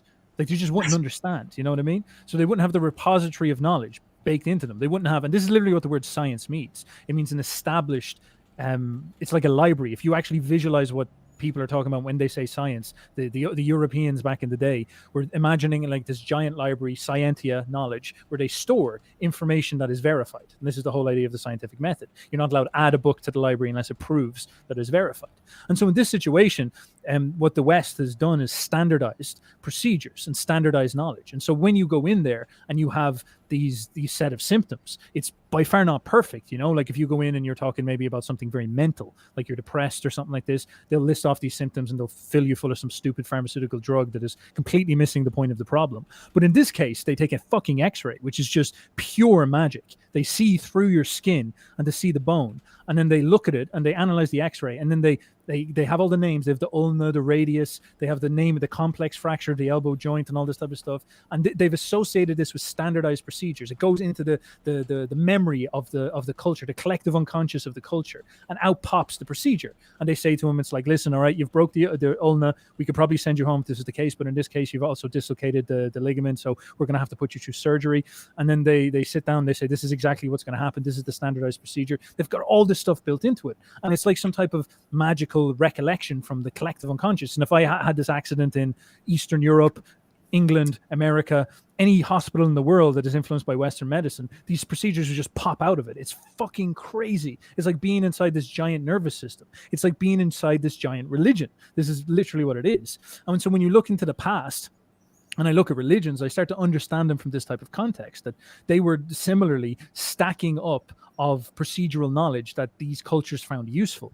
And maybe, the problem that we have right now in the West is that it's like a focus thing. We've focused so much on these type of procedures that we've become incredibly efficient at dealing with trauma, broken bones, like really serious stuff in terms of health. But maybe the Hindus sat down with the principles of yoga, and they understood from first principles the process of calming the mind down, of establishing equilibrium within the brain, managing the emotions, managing all these type of things. And this is where you get, for example, the paths of yoga, or whatever the Hinduism is supposed to articulate for people. It's generally directed towards these type of spiritual goals and whatnot. And so I find that a very interesting frame to look at this stuff. Like, what's the purpose of these giant bodies of knowledge is maybe the way I'd say it. And then to understand, to sort of answer your point, answer your question, to understand the possible future that we may have in the West, or the possible future mankind may have, having experienced what the West presented to the world. Because what the West presented to the world was so advanced, so effective, so beyond belief powerful, that we just can't ignore it anymore. Like, the cat's been pulled out of the bag. Like, once you can do surgery on someone's fucking brain, it's over for normies, man. It's over for the idea of going back to those old religions. Like they just don't have it's like saying it's like the traditionalism problem. Like yes, there's profound benefits to traditional life. It's wholesome, it's grounded, it's healthier and cleaner, but it's ultimately an escape from modernity, because there's not everything about this stuff is bad. Not everything about that we've progressed towards is negative. It gives us incredible power. Believe me, man, I'm as much of a trad motherfucker as the next guy. When I broke my elbow, I didn't go running to the fucking village, man. I went to the hospital for a reason. You know, I don't want some dude who comes in and he's like saying, I'm an online trad Catholic, or I'm an online Nietzschean or something like this, or an online Bronze Age pervert, Achilles worshiper, to operate on my arm. I want a fucking surgeon who's done it before and has studied standardized practice, progressive, modern, Promethean scientific medicine. That's what I want, because that stuff is real and that stuff works. And so the sort of step beyond this would be a question of, in a Jungian word, like maybe an integration question. Our great weaknesses, I think I saw in the hospital, where we've got like super precise trauma and technology on lock. We know so much about drugs, pharmaceuticals, chemistry. We know so much about surgery, the body, this type of stuff. The diet stuff is just a joke. Like I was given a croissant as my breakfast after surgery. And the like, Jello's another famous one in the hospitals. You're shaking your head. You're like, what are you doing, lads? I get my friend to sneak in a gallon of milk or a liter of milk. Like it's just ridiculous. It's just like, what are you doing? Another side of it, of course, is maybe the more mental stuff. And I look at the Western practice of alchemy. This is what Jung suggested that you look at to understand perhaps where this might be intending to go, because what alchemy turned into was the profound journey of chemistry, which is very much the foundation towards so many profound things like neurochemistry and the way the body works, drugs, all these type of things. Pharma comes from alchemy as well. And the point of alchemy, of course, was that idea of getting the eternal life through the philosopher's stone. And so there is this strange push instinctively within the West to overcome whatever paradigm we're on, to reach something that integrates all of this stuff and pulls it all into an order that achieves a real goal. Because the goal is not just saving people's broken arms. The project that started Western science was not simply helping people deal with sickness. It was not to give people painkillers. None of that stuff was the goal. That's maybe cope that utilitarians say now. But if you look at these guys who started this stuff off and really set the foundations for what's going on now, the alchemists, the likes of Descartes, all these motherfuckers, like these guys are striving for the big ideas. These guys are striving for immortality, eternal life, eternal youth, regenerative power, these type of things. This is what they were seeking towards. They were reaching to achieve God's capacity in the real world. And this is why I would suggest something like the biohacking and all that stuff maybe actually is the progression forward from this. I think if you psychoanalyze modern culture, you start to see these patterns show up in a variety of different ways. The Kurzweil and all them talking about transhumans going to create this artificial intelligence, this philosopher's stone that's going to be God. They're going to build God. You know, this is a sort of alchemical will inside of Western man to or a machina, as you described it. Yeah, well, God knows what she wants. She's the trick underneath it, you know. And this is the kind of point, is that there's something very deeply unconscious in us that's aiming for these big goals. And once you look at what they are at their end point, they're nothing. They're quote unquote spiritual. They're what we would call these things, but they're not spiritual in that we default back to 4,000 years ago, ancient European paganism, early proto-Christianity or Hinduism or whatever it is. It's more like once we've digested what modern science is and embraced it and gone beyond that, gone to the next level, integrated that into a higher paradigm that makes sense. So what happens when we develop the technological capacity to create a machine that thinks? Like that's giving birth to life. That's a spiritual achievement. That's fucking crazy. What happens when we get the power to end death? What happens when we get the power to end age, reverse aging, all these type of things? That's turning us into gods, you know. And I think that's the true will that's inside of people. And if you start looking in that direction, things become very, very interesting. But what is, and I'm curious about what Grimhood thinks of this as well, but what is exactly turning us into gods? Are we turning ourselves into gods? Are we becoming the gods? Or are we just applying these externalities around us that make it appear as if we are godlike, even though a lot of this is not really coming from within. And that again goes back to that question of how much is the supplementation of external things. For example, I think psychedelics is a good example of this, where even though I am for psychedelics in terms of, helping people heal certain trauma, things of that nature, I also am very careful when talking about psychedelics, where I don't want people to get the wrong idea and think that psychedelics is going to lead to some enlightenment. My approach to a lot of these things is I think that either there's no meaning to life or everything matters in life. And if everything matters in life, then every single decision you make, even if there's boredom, even if there's a lot of these external things that try to get in your way, if you overcome those and then end up getting to that state, I think that is much more worth it than taking a pill or smoking something or ingesting something that gives you those same realizations. Because if nothing means anything, then I take it back. But if everything means something, then it is all about how you do it, as opposed to what you end up, what the result ends up being. I don't know. Am I wrong about this, Grimhood? What do you think? Because we haven't really talked about psychedelics before.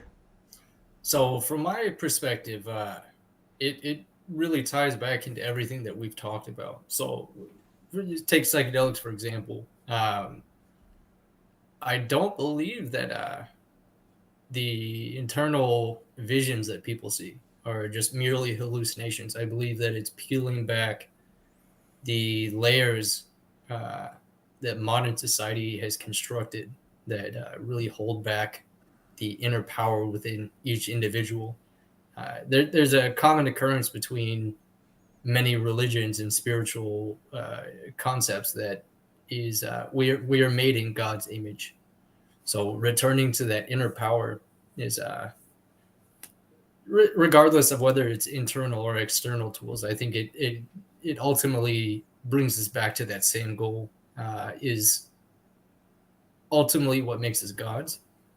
There's more modern tools like all these peptides, the supplements, so on and so forth. And then there's more ancestral ways of doing this. So like the spiritual practices, the pranayama or breath work, the tantra exercise can make us closer. I've heard some people describe like intense exercise making them closer to God. The herbal medicines in general, including the psychedelics, the more natural psychedelics. It's ultimately the same endpoint goal of returning to that inner power, or I'm not sure how to word it. The baseline under. We'll go with internal power there. I think that would be the most simple way to explain that. But then the other question is, why aren't we there in the beginning? Why aren't we already with God, a part of God, understanding the entire universe? Which makes me think that there is a reason as far as why we have to go through this process. And if it's a matter of pressing a button or taking a pill and you're there, it almost seems like you didn't really do the work, and that may affect when you're actually there what the experience is going to be. It almost like you go to a pilgrimage, and the people who live around the area that's famous for some pilgrimage, they don't really see anything that special in that, wherever Mary used to be, or, that cave of Mary in France. I don't know exactly what that is. But the people who take the time to go through the journey, like the legend has it, the Hebrews had to spend all those years in the desert before they got to Jerusalem. So there may be something about that makes a hell of a difference as far as when you actually end up there. But I don't know, Uberboyo, what do you think? Well, I have lots of thoughts on this. I'll try to pull them all into something coherent. But again, you just don't want to construct false dichotomies, because these things aren't antagonists per se. You can certainly take antagonistic attitudes. Like I know people who take steroids, and the way they approach this stuff, and they take everything. There's a dude I know, and he's like jamming in these massive needles full of human growth hormone and testosterone, and he's like getting massive. But like I know another guy who does testosterone replacement therapy, and the difference in approach is actually quite fascinating. I'll kind of bring it back to the will question in a second. But this guy would do like NAC. He'd do all these things to try temper his organs. He protect himself from, imbalances and all this. He's very careful with it. And he, as a result, is very, very healthy. And he gets quite big, but he doesn't look excessively big. He just looks in great shape and all this type of stuff. And it doesn't seem like it's a huge detriment on his life. Or the other dude is like, he just kind of slaps everything in with this hapdash way. It's uncontrolled. And then he gets massive and then he loses it all 5 months later. And then he has to do it again. And it's like, man, you're definitely going to destroy your organs and all these type of problems like you're coming up. And this is an example of a mental problem inside someone where they're approaching this stuff as it's a tool in the world that they're approaching with a child's attitude, and it's going to lead to them destroying themselves, And so in some sense, what you're talking about is that like the mind actually is functionally involved with making this stuff make sense and making this stuff useful. Like if you've got a well-developed mind, if you approach this stuff with a clear mind, if you've worked on your own mind and you don't have all these insecurities where you just want to get jacked and you don't have the patience to actually work through strength training, what will happen is that you'll destroy yourself with these things. It's like giving a kid a gun or a chimp a gun. Like it's like a gun could help you rule the world if you're the first one to get one. But if you don't educate yourself on if you don't temper yourself on how to use it, it could be a terrible thing to happen. And so overall, like these things should be, I think, seen as opposite forces that need to be economized by, maybe you could say, the central regulating figure, which is the mind. So that'd be one thought, is that like I don't see a huge dichotomy there, even though you see examples out in the wild of people doing that stuff. I don't think it's something that is like necessarily a dichotomy at all. Second thing I would say is maybe even the concept of are we talking about the spirit, or we're talking about spiritual concepts? Like I'm not too clear on what you're talking about here precisely, but I am talking about the idea of, I guess apotheosis would be the right word here, the idea of getting to the state that you are one with the universe. But if you take something for that, if you take like a pill for that, and then you achieve the state of enlightenment, there's something's wrong here. I don't know. Something's not right. Well, you're just coming in that with like pre-established first principles. You're like, the way that apotheosis works is by what I understand from my growing up, and it's something akin to, I don't know, some type of nirvana Buddhist experience where your soul floats out of your body and experiences this like cosmic orgasm or something like this. And it's like, we don't know the way the fucking world works, man. We don't know the ins and outs. Maybe you do need to take DMT in order to see the fucking God. You don't know. Like maybe that's what happens in your brain. Like you've been put into this thing. It's like the DMT is part of the universe, so it's part of the apotheosis, whatever it is. Yeah. I'm not saying that means that we should all go get fucking blasted on that shit, but it doesn't necessarily mean that it's something we should be antagonistic towards. In fact, like there's even ways you can look at the way you're modeling the universe. Who says that if we're going to come at it and say that we escape this reality and go into a more true reality where that's where God lives, and then we have some type of connection with it? What if this is the true reality in the very Nietzschean sense? What if this is the true reality, and the way for you to experience the energy and the strength and the spiritual power of what it means to be shining with life is for you to accumulate as much energy within your body? This is like the willpower question, and for that reason you should economize as many of these tools as you possibly can in a temperate and wise way in order to maximize the nexus of power that you are as an individual, and to shine like the Ubermensch. And this is a sort of, this is an approach saying that, like, we sort of are pieces of God, if you want to think about it this way, and experience him through ourselves, through our stresses, through our trials, through our tribulations. And technology and all these type of things are additions on that quest, is maybe the way I'd frame that. Well, that would be the opposite view from, let's say, the early Greek philosophers. So, for example, Socrates, he did not like the advent, if I'm not mistaken, of writing, because now it took away from the ability of humans to recall things in their mind. And there's a comment over here from Zach Olson with the Cobra, who says, you're talking about unearned wisdom, Lev. So that is the question of, how do we define what is earned or what is unearned? And that's why I guess you could say I'm playing it safe, where I imagine that there may be something to us earning the experience through having to overcome a lot of the boredom of life and a lot of these things that get in our way, in order Earning to earning what experience? Excuse me, earning the experience of achieving the state of enlightenment, or whatever that state is. I'm not saying that is the be all end all state either. There could be like thousands and millions of states after that, but just the idea of getting to some state that is higher relatively to where you were before, where you well, can all right. have a certain I'll try bring it down to earth. Like if someone Okay. comes to me and says, you've dislocated your elbow and broken it in 3 places, it's like I can look at it like, all right, well, should I go through this spiritually and just suffer? It's like, ow, it's so sore, but this is improving my mind. It's like you've got to kind of question there. It's like, Steph, you know, maybe take 1 or 2 painkillers and just put it in a cast. It's like there comes a point where this is redundant. Well, somebody would say Jesus Christ didn't take any painkillers when he was on the cross. So there.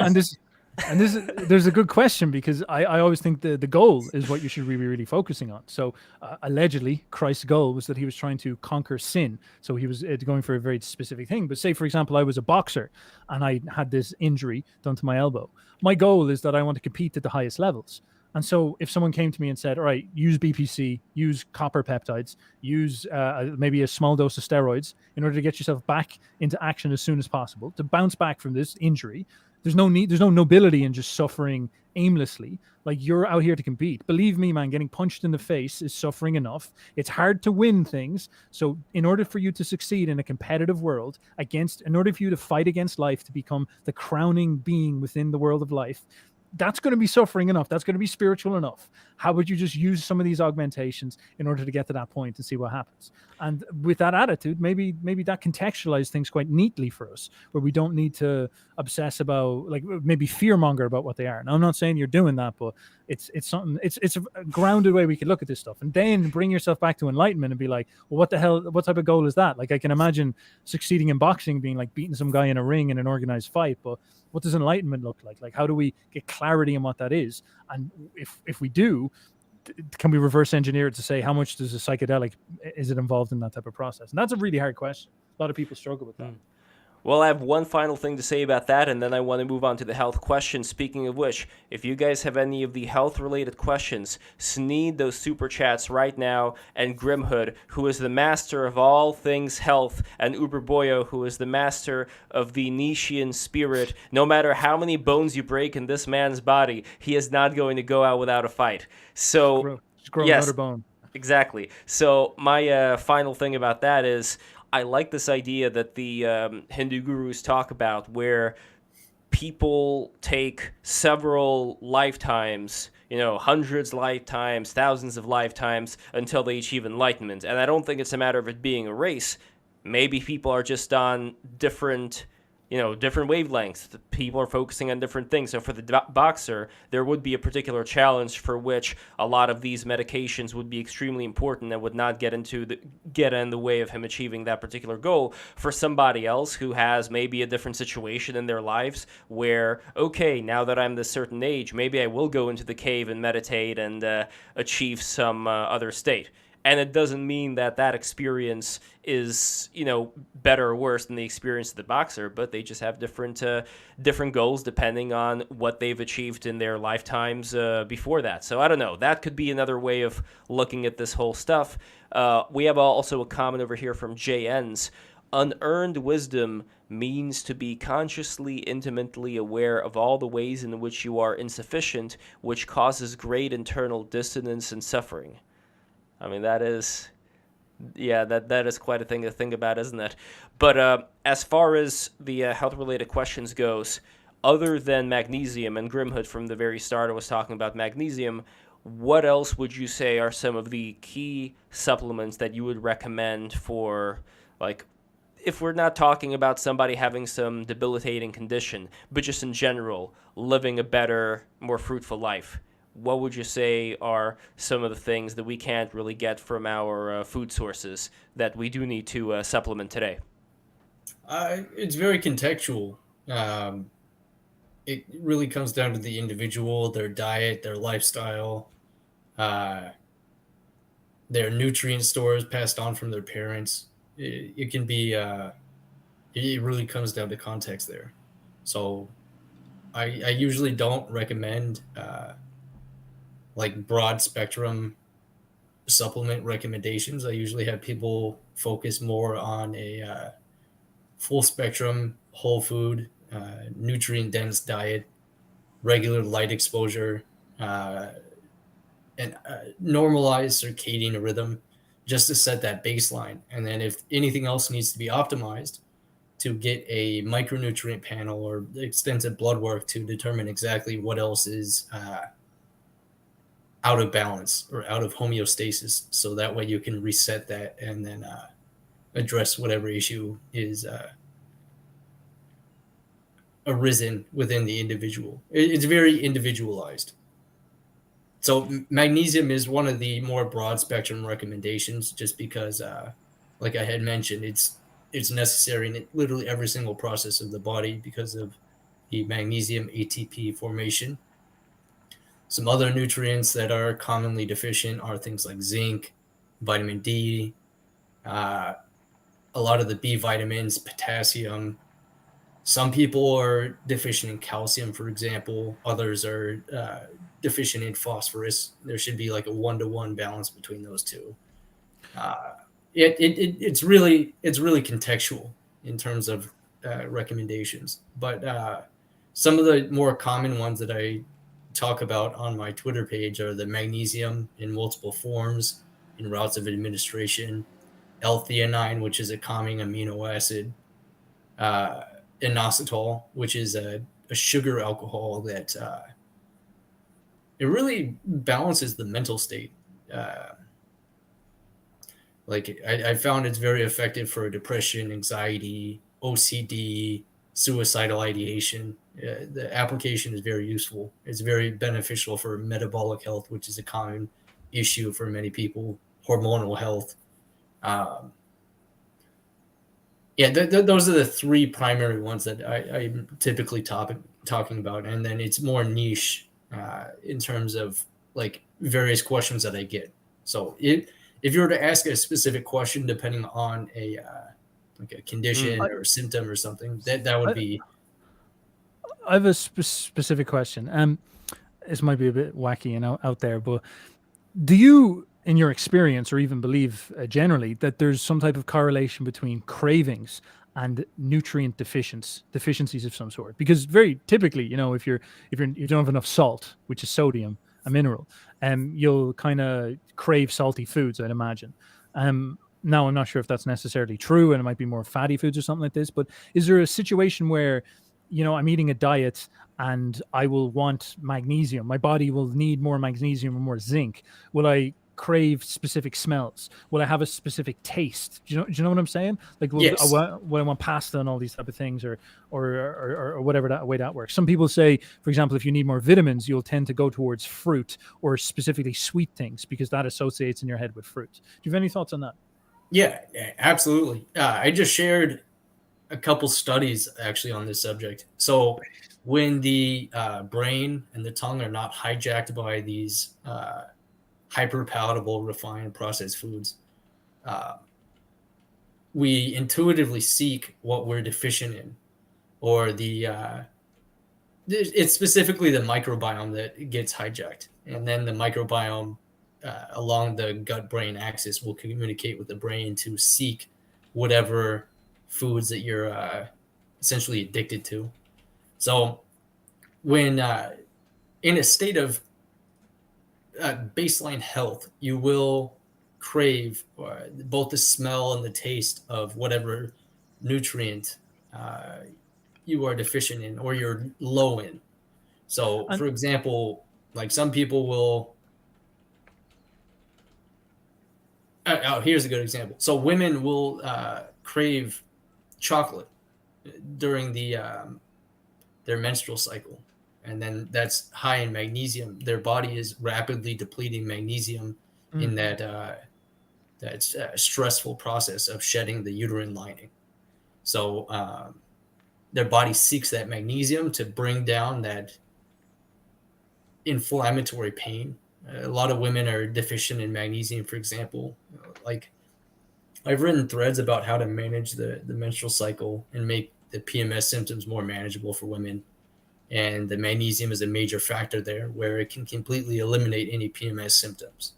There can be some other factors like zinc, copper, iron, but the magnesium is always very major in that issue. So yeah, there's definitely a scientific and just intuitive basis behind that.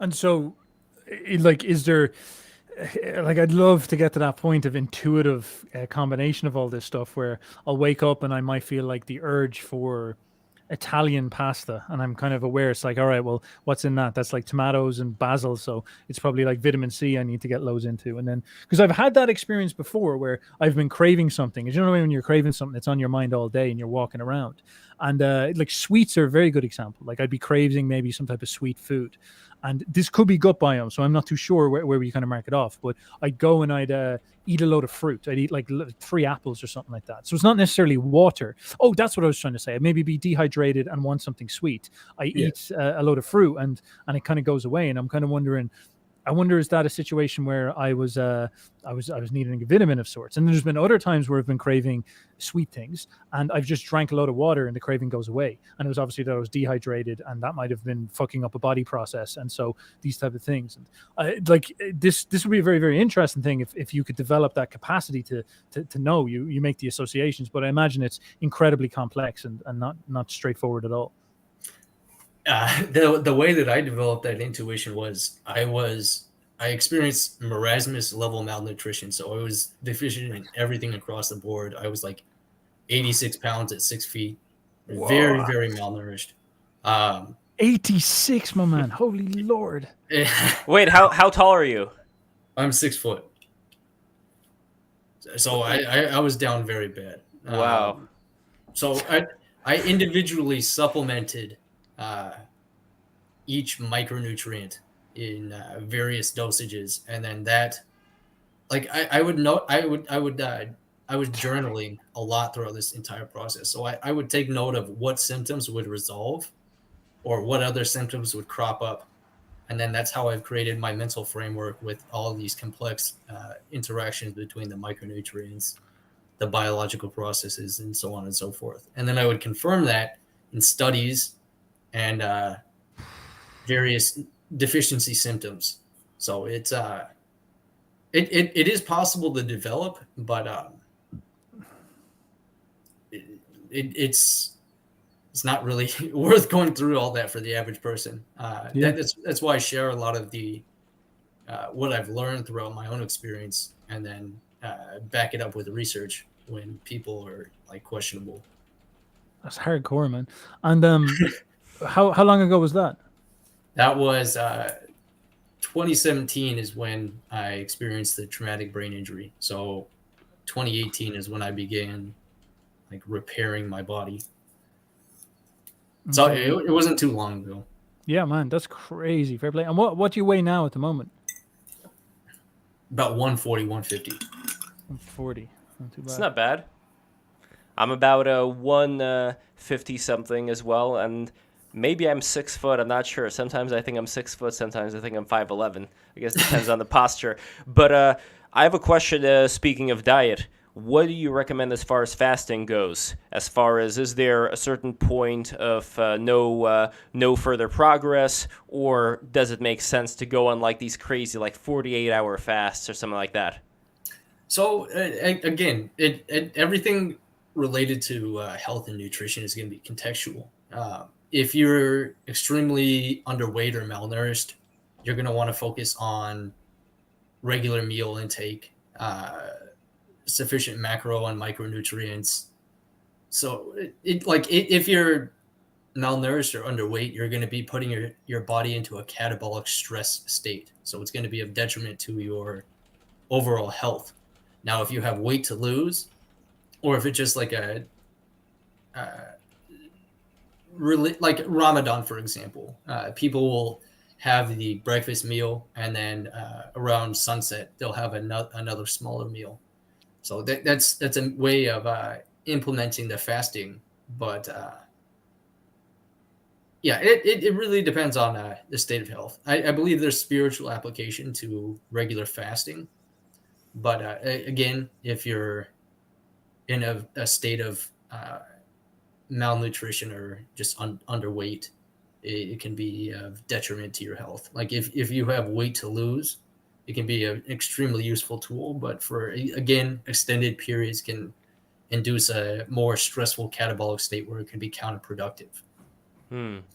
My friend Michael Scotto was describing when he started fasting, there was a period where he experienced this discomfort, this wanting to eat, but then afterwards that went away, and he was in this state where his mind was very active. And from what I understand, that was the ketosis state that he was in. So curious, like any thoughts on ketosis, the keto diets, all that stuff? So it was a major tool in resolving the schizophrenia, the epilepsy, and the traumatic brain injury. So it puts the body into a very regenerative state. It induces a state of neurogenesis to repair the brain and the central nervous system. The body in general, like there's some spiritual texts regarding illness, disease, where fasting was prescribed. That dates back to Hippocrates fasting, and then the fasting, whether it's via fasting or the ketogenic diet, will induce a similar state of ketosis. So I do believe there's a lot of application to ketosis, but the one example that I would, it's very difficult to put on muscle without the carbohydrates or like perform physically. So it's more of like a regenerative tool rather than like a lifestyle thing. Like a lot of people continue the ketogenic diet for years and years on end. I don't think that's beneficial. I think that it should be used more so as a tool or with seasonal eating. So in most latitudes, the further away from the equator, the less fruits and vegetables you would be consuming during the winter. And that's typically when people would eat a more ketogenic based diet because they didn't have the same carbohydrates available during that time. But with the advent of the modern grocery stores, that's kind of it no longer exists for the average person. So people are eating carbohydrates year round, and then they mistake that for all carbohydrates being harmful to health. And I don't think that's correct at all. It's just you're eating them out of season. So what is the right season to eat the carbs then? That would be the summertime or the spring or the fall? You'll want to eat them yoked to the UV light cycle, so the photosynthesis cycle. So if you're living near the equator, it's going to be pretty much year round where UV light will be present. And then say Canada, for example, you'll want to shift towards more of a fat-based diet towards winter. And then spring, summer, you begin eating more carbohydrates. That's one of the ancestral factors that a lot of paleo, keto, carnivore people don't account for is seasonality when it comes to diet. Like we were hunters and gatherers. Like there was never a period where we ate one or the other, only fruits and vegetables or only meat. Well, again, that comes with context. Like if that's all you could find was just meat, then you would eat that. We were scavengers essentially. But we would just eat whatever we were able to come by. It wasn't just one or the other.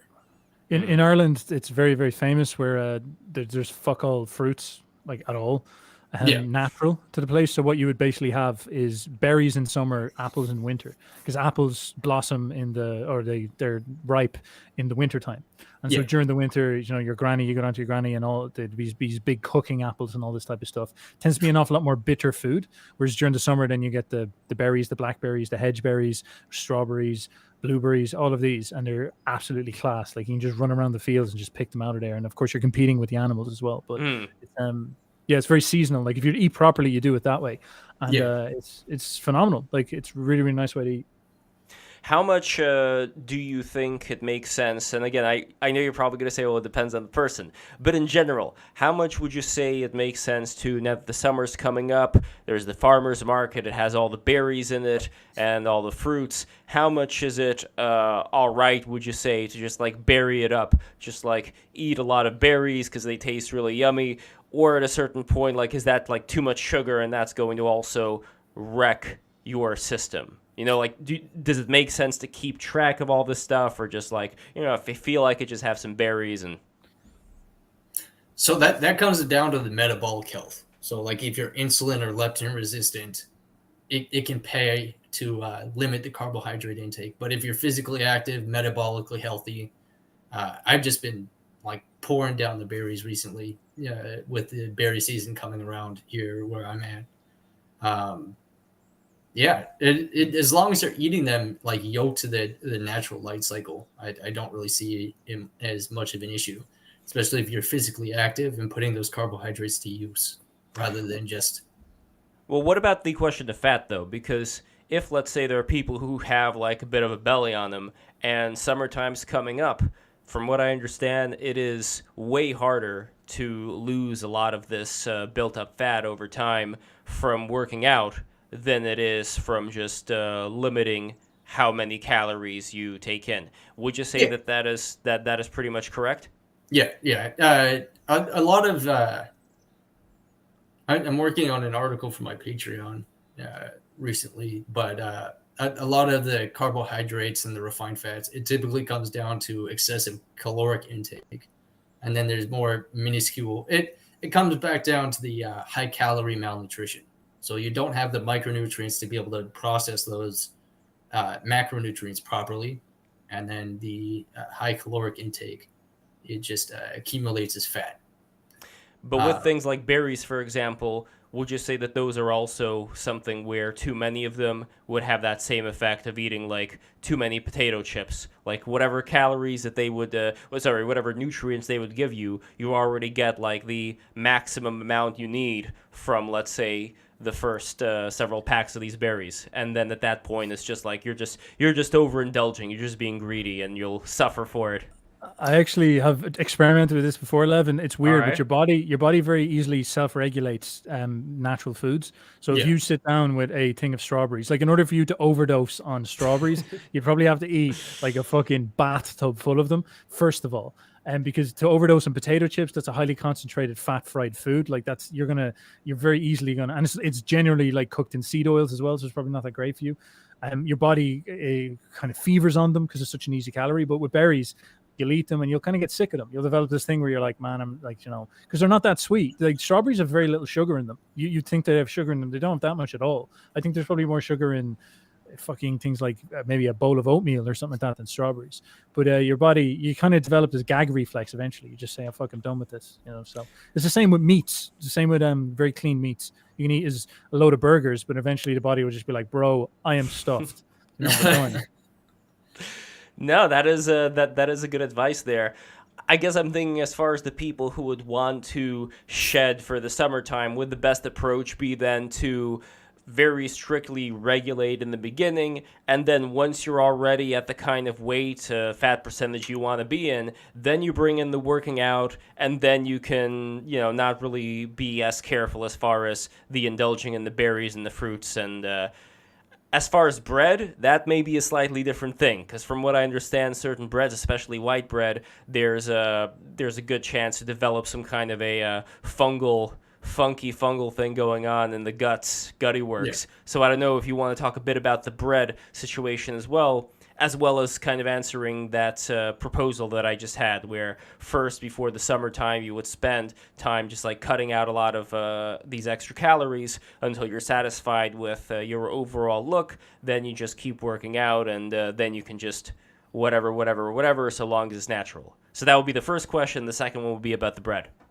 Okay, so optimally, with the clients that I work with, I try to have them approach exercise and diet simultaneously, along with light, so that way their results will be as fast as possible. But say if someone is just focusing on diet, limiting the caloric intake, it's less so, unless you have like type 2 diabetes, it's less so an issue of your macro profile. It's more so the excessive caloric intake without the micronutrients to process the caloric or macronutrient intake properly.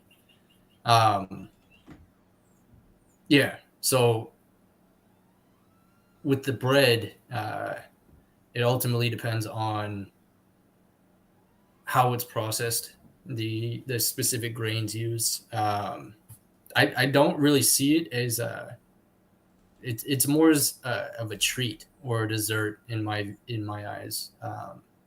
It's like even with the sourdough, there's very little nutritional profile that it contributes to the overall diet. And then, like you had mentioned, it does a lot of the more simple carbohydrates can feed the yeast bacteria within the gut microbiome, such as Candida albicans. And that's with daily intake, very little sunlight exposure. Like there's multiple factors that go into that as well. Interesting. But yes. I've could you speak again for a second? I think you're breaking up on me a little bit. Is my internet connection all right?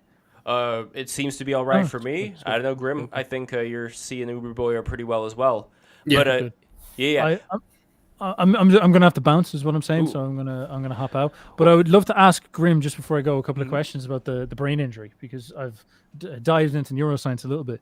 And could you tell me a little bit about what went down and how did it end up you losing so much weight? Because I know that can lead to things like all sorts of problems, but it kind of depends on where it hits. So like what happened? Like where did you strike the brain? What part of the brain got damaged? Do you have any symptoms now still of like is there tau going on in your brain? Like what have you got like symptoms of like chronic problems with it still? What's the situation? So before 2017, I was doing a raw vegan diet for about 3 years, and then I was addicted to several stimulant, opioid, cannabis, essentially any drug that I could get my hands on, very severely. And that I wouldn't really say that I had an eating disorder, but I definitely struggled with eating sufficient calories. Like I was focusing on, I was avoiding like the soy meat byproducts or whatever the hell that is, the seed oils and whatnot. But I just wasn't consuming enough to support my brain, my nervous system. It was a very strange situation. But that eventually, I was already very malnourished throughout my entire life, so it just snowballed after that fact. And then I hadn't realized that I was beginning to have micro seizures. So like I would freeze up briefly, and then I would have no memory of it. Like I would just stop what I was doing with a blank face, and then that was an absent seizure. But I didn't realize what was going on, and neither did my ex-girlfriend at the time. She just thought I was being weird or something. Or it was a tough situation. But that developed into my first grand mal seizure in December of 2017. And then I was without oxygen, so hypoxic traumatic brain injury for about 6 or 7 minutes. My body was entirely purple. My ex-girlfriend didn't think I would make it. She had called the ambulance in time, but I did suffer the brain injury. And so it was a starvation of oxygen. My friend actually died this way. He had epilepsy, and he died in his sleep. He had a grand mal seizure and just didn't wake up. And so it was basically like, have they done a kind of CAT scan on the brain? Or is it an assumption, or is there like evidence with it? Did you notice any strong symptoms afterwards and all this type of stuff? Yeah. So I described this a little bit. I stopped going to neurologist after they told me that there was nothing they could do for me except provide medication to like just manage the seizures. The medications that they prescribed me were they didn't stop the seizures entirely. They would just decrease the severity, but I was still seizing multiple times a day. What was that like? Like, do you remember it? Was it scary? Was it painful, or is it just weird? Like, is it just sort of like trippy? Or it was all of the above. So like I was describing earlier that after the brain injury, I felt like a shell of a person where like I still had some semblance of consciousness, but my memory had been reverted to that of a child essentially. So like I was barely able to function. My ex-girlfriend was taking care of me. Wow. Jeez. I wasn't really able to communicate all that well either. Like it was just very baseline communication. What about your thoughts though? Like, were you able to think thoughts that were above that of a 5-year-old? Somewhat. Like I had very severe brain fog where I had to battle through that to actually be able to comprehend what I was reading in those or I would have my ex-girlfriend read to me. Like it's very difficult to describe. Like But hazy. yeah, I no longer experience any symptoms. I've completely resolved that Amazing. with a dietary, herbal, and mitochondrial approach. Amazing. That's amazing. My friend who had epilepsy, like he had it all throughout when he was a teen, and I remember staying over in the house because he was like popular enough, and yeah, he had that problem where even with the seizures, he didn't remember them, and it was very, very strange because when he would have the seizures, man, the seizures were the most fucking craziest shit ever because he was a big dude. He was like 6'4", I think, huge man. And even at his young age, I think the reason why he might have got epilepsy is because he had like a growth spurt at an inappropriate time. So he was bigger than all the rest of us. And he would start screaming. And he would scream out like, it hurts so bad. I'm in so much pain. It's excruciating. It hurts. And he'd fall off the bed and he'd start writhing on the floor and you couldn't go near him. And like, you know, you'd be like, Jesus, should I hold him down? And they'd be like, you literally cannot go near him because he could grab you and it'd be like Wolverine strength. He'd just pull your face off or something like that. And so you have to just leave him do it. And then once he'd calm down, he'd start to spaz then. He'd start to and then he'd just like slump. And you'd have to run over there and stick your hand in his mouth, make sure he didn't swallow his tongue. And then after that, like you just have to wait for him to wake up and he just climb back in bed and he wouldn't even realize anything had happened. You couldn't even talk to him. He just climbed back into bed and he wouldn't be responsive or anything. You'd be like, what's up? And he's like sleepwalking or something. And then he'd wake up the next day and you'd have to explain to him what happened. And he'd be like hungover the next day. But that's about it. And he wouldn't remember any of it at all. It was crazy to see what would go on. But I remember we heard about the ketosis diet, the ketogenic diet back then. We never got around to getting him to do it because this was like years ago, like over a decade ago. Like I remember seeing into that, and then obviously he died, and it was kind of brutal. But then I started to see more and more about that stuff, about like the brain health relates to high fat diets, really focusing on like, you know, micronutrient efficiency, understanding how to get the most out of your mind. The drugs don't seem to work really that much at all, is what I hear quite a lot. And so I just found it very, very fascinating to see you pull through it, man. That's amazing. Like, good job. Thank you, man. It was everything that you described about it was absolutely spot on. Like the pain was, I've never experienced anything else like that. It was just unimaginable during the seizure aura. Then I would just lose consciousness, and then like, that's how I describe it, was just being hungover. Like I wasn't able to. Yeah. It's very tough to describe. Like if you've seen it or experienced it firsthand, it's easier to understand. But when you see it, well. Yeah, when you see it, like that's it. Like he just looked tired. He's just like worn out. You know, he's not there. You could even say he looked like he was on drugs, like that type of thing. He's just like somewhere else, a bit hazy, not really present, and it's kind of brutal. Well, this may be related, by the way, Uberboyo, before you go, to the story over here. I was helping out on this short film for a friend in New York City. And if you recall Julia Gardner, the girl with the curly hair who was on that really popular show on HBO, which just ended right now, the one where they went to do like the drug stuff and...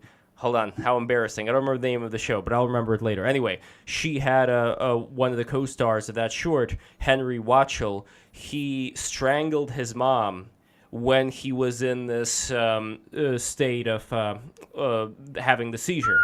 So I don't know if this is a common thing. Like you were talking about your friend being like really big and tall and we're afraid of, coming across him. Like it's scary to be in the room with him when it happens, because it's like a gorilla chimping out. Like you're sort of like, you're like, oh, the poor dude. And it's intense, man. He's screaming at the top of his lungs. A big 6'5" or 6'3" man or whatever he is, roaring.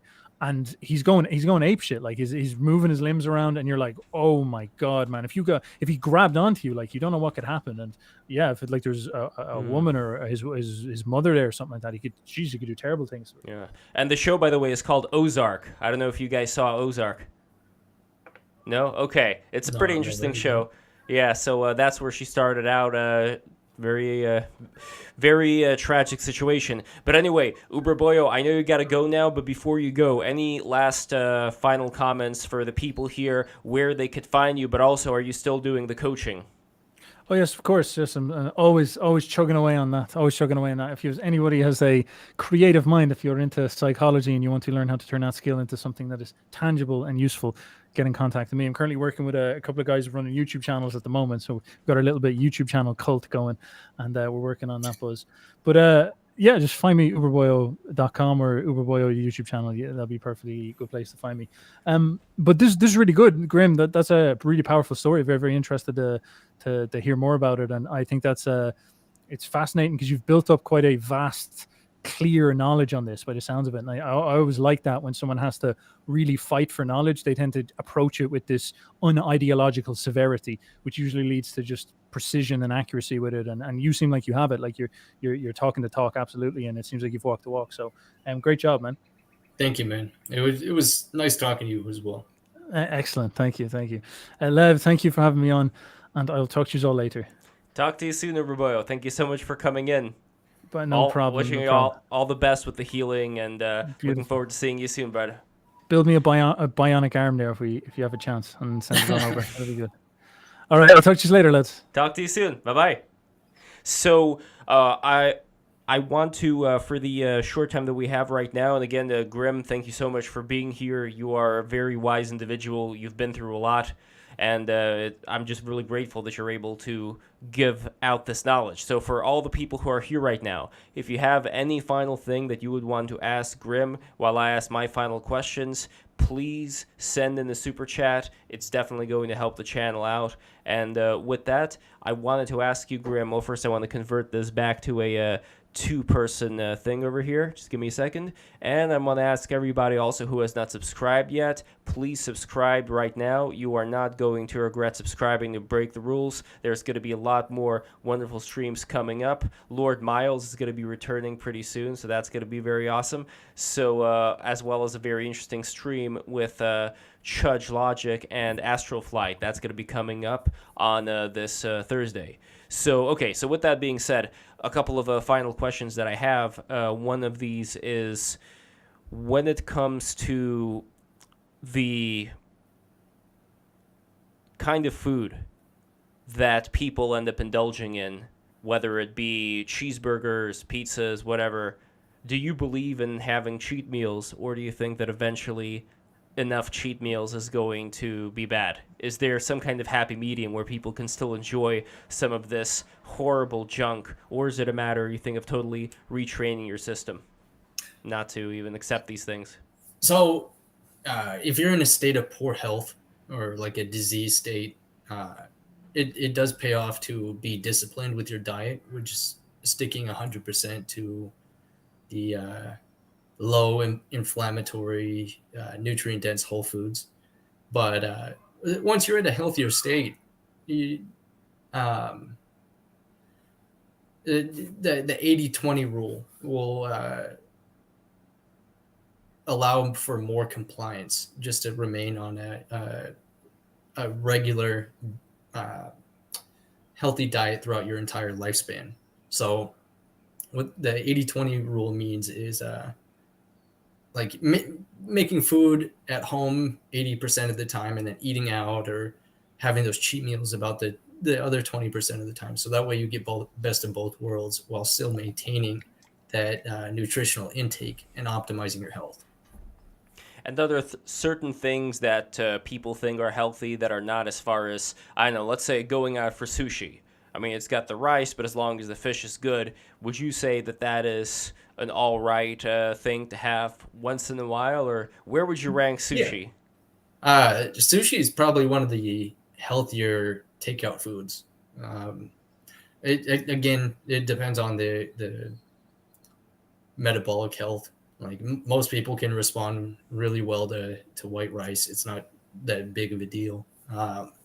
Is it true that with brown rice that takes more time to digest and it has certain things in it that are bad for the human body? Like, I don't know, there's some talk about there are certain plants that have certain components that poison you, but maybe that poison is such a small thing, like the brown covering, like the husks of the brown rice, as well as certain, I think, kale has certain things that protect it in the environment from being eaten, so it releases some kind of poison compounds. I'm not really sure what. But again, these are like really, really little, so it probably doesn't have any negative effect on the human body, or does it? Like for the people who say about those little poisons.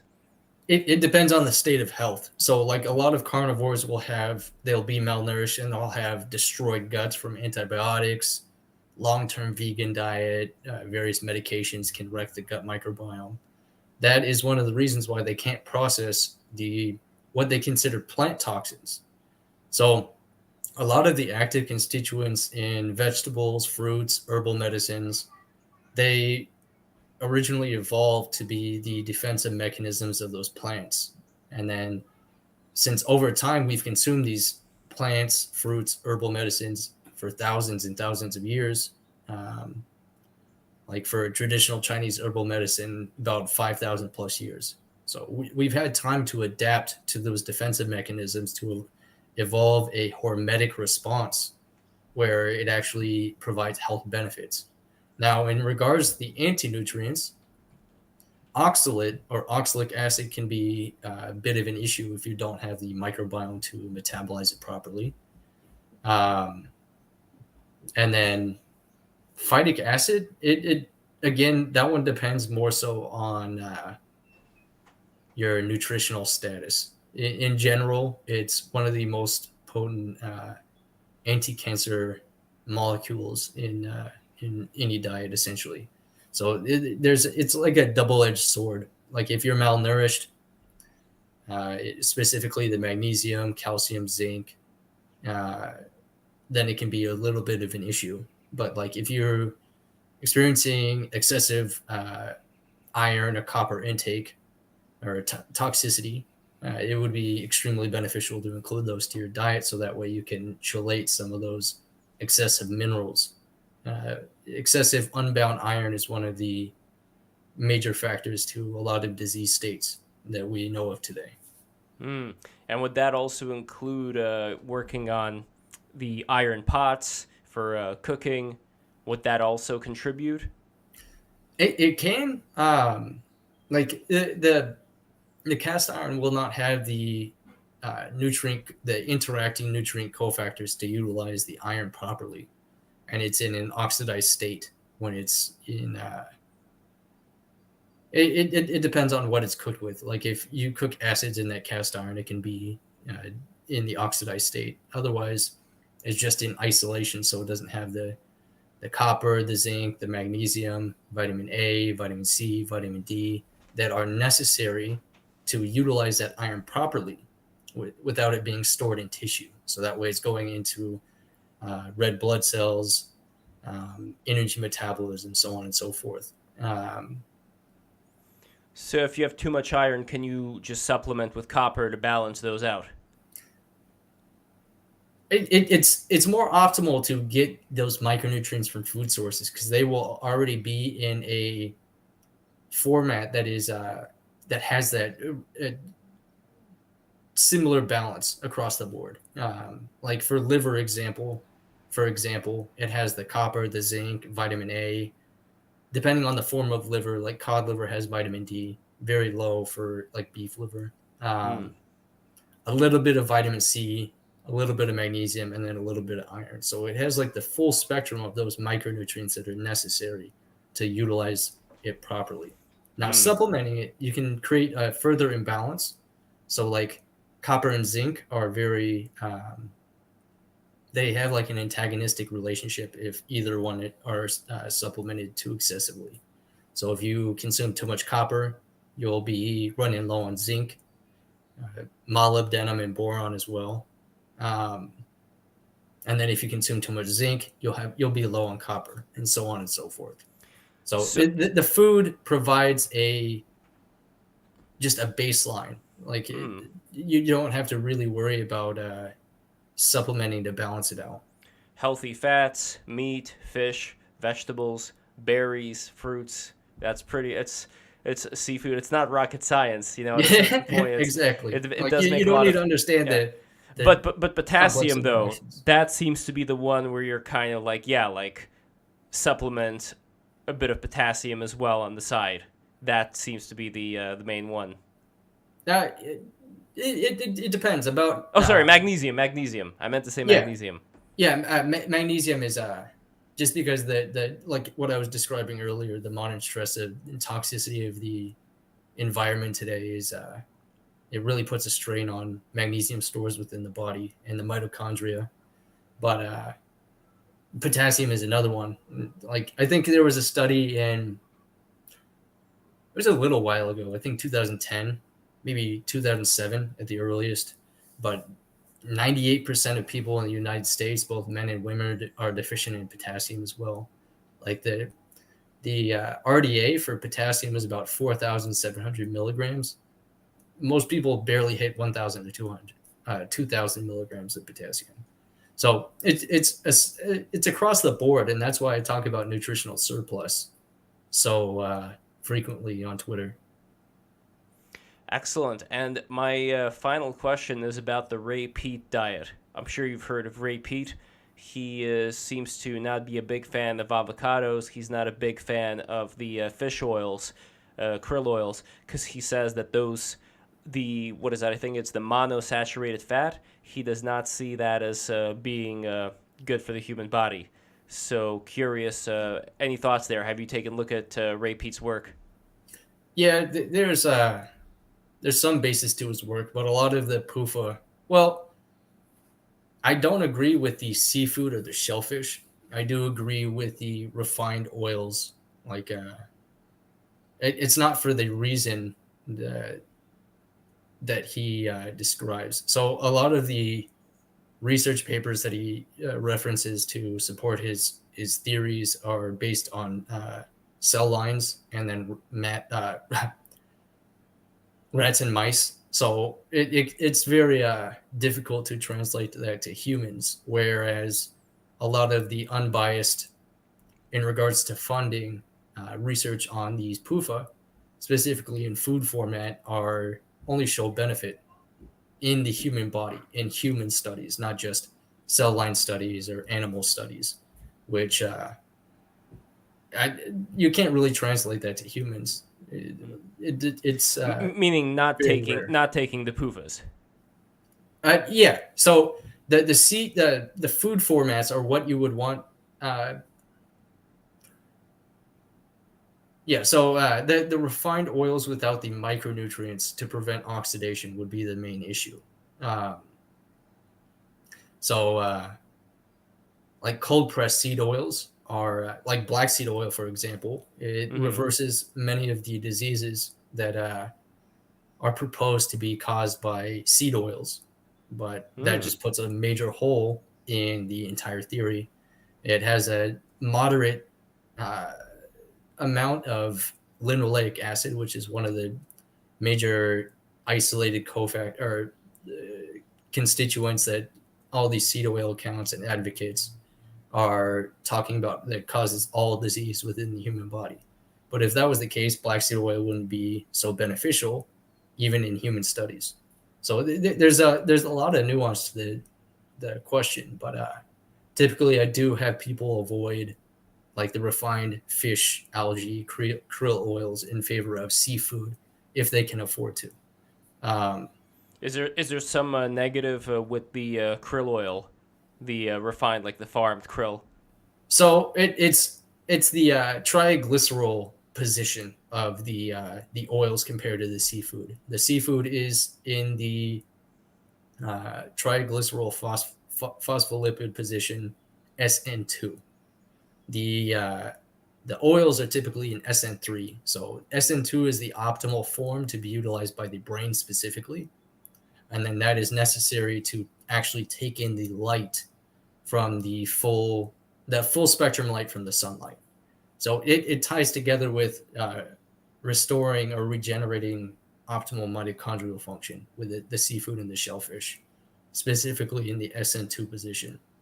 And there's definitely basis to avoiding the refined or the industrialized vegetable and seed oils, specifically the ones that are used in fast food. So these are going to be refried over and over at extreme temperatures. Oxidized. At extreme temperatures for sometimes weeks, sometimes even months. So that is the major source of oxidative oils that is in most people's diet is the fast food. Now, it's not the linoleic acid as much of an issue. It's the aldehydes and the advanced glycation end products. So these are established in human studies as well that they are very inflammatory. They contribute to the heart disease, diabetes, so on and so forth. So the main factor why it's so inflammatory or people believe or experience inflammation from any seed oil consumption would be the displacement of the omega-3 fatty acids, DHA and EPA from tissue, which are known to be anti-inflammatory, rather than just it being specifically linoleic acid. Otherwise, again, the black seed oil wouldn't be doing what it does. And the black seed oil I find is pretty good. Like whenever I get sick, I just rub the oil all over myself before I go to sleep, and that seems to have some kind of an effect. I know, or is that the placebo? Is the right way to drink it, or it doesn't matter? Either way works. When you rub it topically, it does absorb into the skin, but it's more likely that you're inhaling the essential oils and the terpenes deep into the lungs, and then that has the ability to kill off any bacteria or viruses within the nasal cavity or the mouth. Interesting. That's like why they have frankincense, for example, and historically they've had frankincense and myrrh in the churches. So maybe that had the same therapeutic effect of keeping all those people together and not getting sick. But yes, so final thing about the repeat. He also advocates for drinking orange juice. Is there any downside, you'd say, to having the fruit juice as opposed to the fruit itself, like with the pulp and all of that stuff in all one place, as far as like spiking sugar, things like that? Or is that just for the people who have those particular problems? That's the problem for them, not so much for everybody else. Yeah, so again, it depends on the metabolic state of health. I have pineapple juice right here. So it can be an easy source of carbohydrates and then sometimes minerals and vitamins as well. But it is more optimal to consume the whole fruits. Oh, and for one final thing, my apologies, one final thing that I gotta ask is, you're recommending fasting in such a way that the breakfast is going to be the big one and then the dinner can be a lot smaller, and then you would just fast for the remainder of the day into the morning. So I'm curious about that, because my approach, just as far as how I work, is I like waking up, drinking the coffee, and then doing a lot of work. And I find like once I eat something, I could still work, but I'm not as focused once I already eat something. So that's my only issue with this eating the breakfast first. But I don't know. Curious, you could possibly change my mind there. I don't know.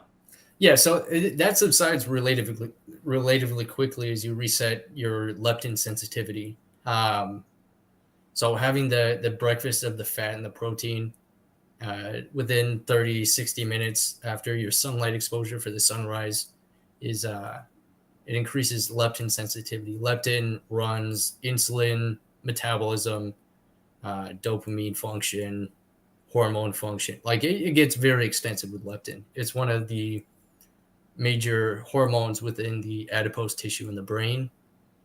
It should be in balance with leptin and ghrelin. So leptin is one of the major factors there. I do believe it runs insulin metabolism or controls insulin sensitivity more so than the latter, or vice versa. So that does subside over time, especially as you simultaneously fix the light environment in your circadian rhythm, getting to bed at a good time, waking up at a good time, seeing the sunrise, the sunset, getting as much sun exposure during the day as you can without burning. So that again comes down to the individual. But Yeah, you see, I got a little bit red right now because I have been spending time at the beach right now as soon as the weather was kind of optimal for that yeah, experience. But I do use the sunblock, which does not have any bad chemicals on it. It's just, I believe it's the zinc. yeah, that's the optimal form of Hmm. the sunscreen for sure. And do you think at a certain point, though, like the more tanned I get, the less I would even need the sunscreen because my skin would already kind of be protected? Yeah. So melanin is the molecule that's produced when you tan is a natural sunscreen. Essentially, it helps to protect the body from UV radiation. Now, the sunrise and the sunset is very important because red and infrared light primes the skin to prevent damage from ultraviolet radiation. So it also helps to optimize mitochondrial function and melatonin function, which is what repairs your body during the nighttime, and just in general, like it increases your body's physical resilience, the physical stress resilience Hmm. to But stressors or would there be a certain point at which you could say this is enough sunlight, anything else is superfluous, or can you just go on as long as you can personally handle it, and all the better? yeah, that's what I do. I essentially spend all day outside because I don't burn. Hmm, interesting. I mean, you don't look like super duper tan, so maybe it's just the camera. So I guess it's just I don't know your genetics. You don't really burn as much. I know that your hair looks a little bit red. Like if you notice, my beard is kind of red, and maybe like the red-headed people, I've seen them burn quite a lot. Like I've seen them not really be able to handle a lot of the sunlight once they go out. So I don't, Um, yeah. in 2017, when I was really malnourished, I ended up getting a second-degree sunburn on my legs when I was river rafting, and now I really don't burn at all. I can spend all Wow. day outside, it shirtless, in short shorts. It really doesn't make much of a difference. So what you're saying then is that like all these pale Irish and Scottish people, they're just malnourished. Or Uh, no? Would that be too depends, far? like there's more new, like it depends on nutrition status, the profile of the nutrition. Like there's a lot of nutritional components, herbal components that help protect the skin from UV damage, excessive UV exposure. You Excessive blue light exposure to the eyes and the skin can create melanocyte dysfunction and melanopsin dysfunction. So that way, your body's not producing sufficient melatonin. It's not able to repair itself properly after that UV exposure. The circadian timing is important. Like there's multiple factors I've went into extensively Hmm. on Twitter and Patreon that allow your body to adapt to the UV environment. Hmm. And that's why you're also wearing the UV protective glasses right now, right? Yeah, these are blue light blockers. Yeah, yeah, yeah. But it's not nighttime where you are. I mean, it's not. Yeah, it's not that dark. So what is the reason why you're wearing them right now as opposed to wearing them at what I would think would be the right time? I wear them anytime, as long as I'm not outside in the sun with the full light spectrum. I wear them anytime I use technology. Huh. That's that's interesting. So you've seen a change from doing that as opposed to when you weren't doing that already, you'd say. Yeah, yeah. Well, uh, like if you look at the light spectrum of the wavelength spectrum of a lot of these devices, like the laptops, the computers, the phones, it's primarily blue spiked above all other wavelengths of the light spectrum. So it's it sets your brain to solar noon every single time you look at a screen. So regardless of the timing, it's just a very unnatural source of light for the body, and it just screws up a bunch of internal biological processes. I've noticed it's been one of the major factors that has helped me to repair my body, is like really getting disciplined with circadian rhythm and light environment. Whoa, that's quite something to think about, though, because that means that so many people are using computers today, cell phones all the time. Well, like you said in the beginning, like I asked you, like, what is one of the biggest stumbling blocks of humanity today that we have to overcome? And you were mentioning this, so Yeah. there we go. I mean, there are softwares, for example. There's Flux that you could download for the computer, which should take care of that. Would you say, like, for the people who don't really want to wear the glasses, they could just download Flux and just permanently keep Flux on their phone, on their computer, and problem solved? It's not that easy, unfortunately. Like it'll help mitigate some of the effect of the blue light, but it won't completely eliminate it.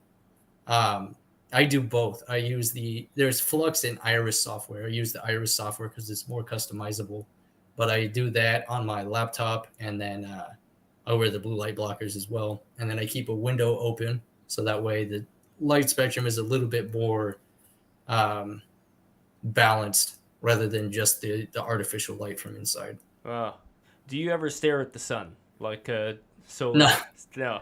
no, I don't do the sun gazing. Even when it's red? And yeah, in that very early morning or right before sunset, like that red and infrared light can be somewhat beneficial. Like this is not medical advice. This is just something I do personally. I don't want anyone to damage their eyes. But yeah, I do look like it at dawn, and then dusk is when I typically will look towards the sun.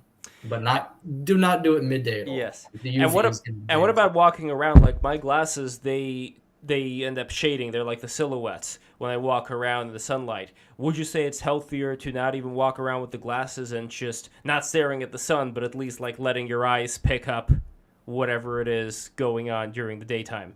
Yes. So if you're just sitting idly outside, or just like going for a brief walk around the neighborhood where you're not in danger and not driving, not putting your health at risk, then you should have the glasses off. So that way you get that full light spectrum into your eyes, and then that'll help set every circadian clock within every organ of the body, the hormones, everything that I've been describing regarding the light.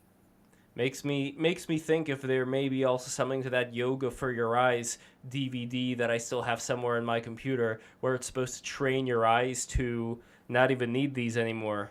I don't know if there is a certain limitation. You know what I mean? Yeah. I fixed my eyes. These are not for seeing. It's just for blocking the blue light. So if you're like nearsighted, like I'm not too bad. Like right now I still see the text on the screen and everything, and I see the leaves outside, but these make things clear. What you're saying is that it is possible over time to just fix your eyes. Like if you're nearsighted, you can fix that. There is no data to support, like I've never seen anyone else do what I've done to the same extent, but I no longer wear glasses to see. So I don't really have any data to back that up. How can I do this? What's the secret? I've written about it on Twitter and Patreon. Like, there we go. It really ties into subscribe to Grim's Patreon. I knew you were gonna say that. Patreon.com/Grims. I can't pronounce the word. Apothecary. That's apothecary. That's GRIMMSAPOTHECARY. Grim's Apothecary. Become a patron today.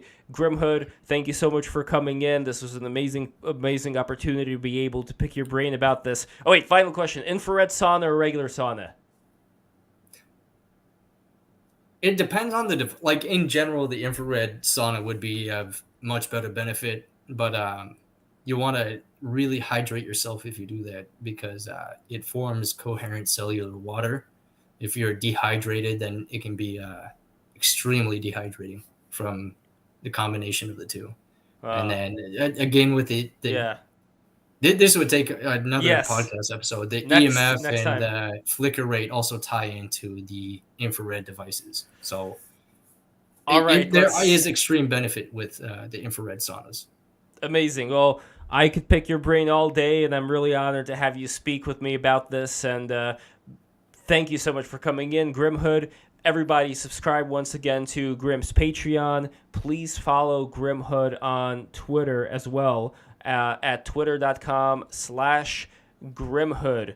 Daniel Grimhood, it's a pleasure to be here with you, talk to you. Please subscribe to Break the Rules, breaktherules.tv for all the audio listeners. That's the easiest way to find it. And patreon.com/breaktherules. If you become a patron, you're going to get these really beautiful magnets for the $20 tier. For the $5 tier, you're going to get the MP3 episodes after they come out. And you are going to get, for the $50 tier, you are going to get the Warhammer 40k figures from Jules P. Hamilton. You are also going to get, instead of the random magnet, the random wooden magnet, you are going to get a custom magnet. Whatever design you want my father to create, he's going to create that for you. So there we go. Thank you guys so much for watching. All the best. Mwah! Good night, everybody.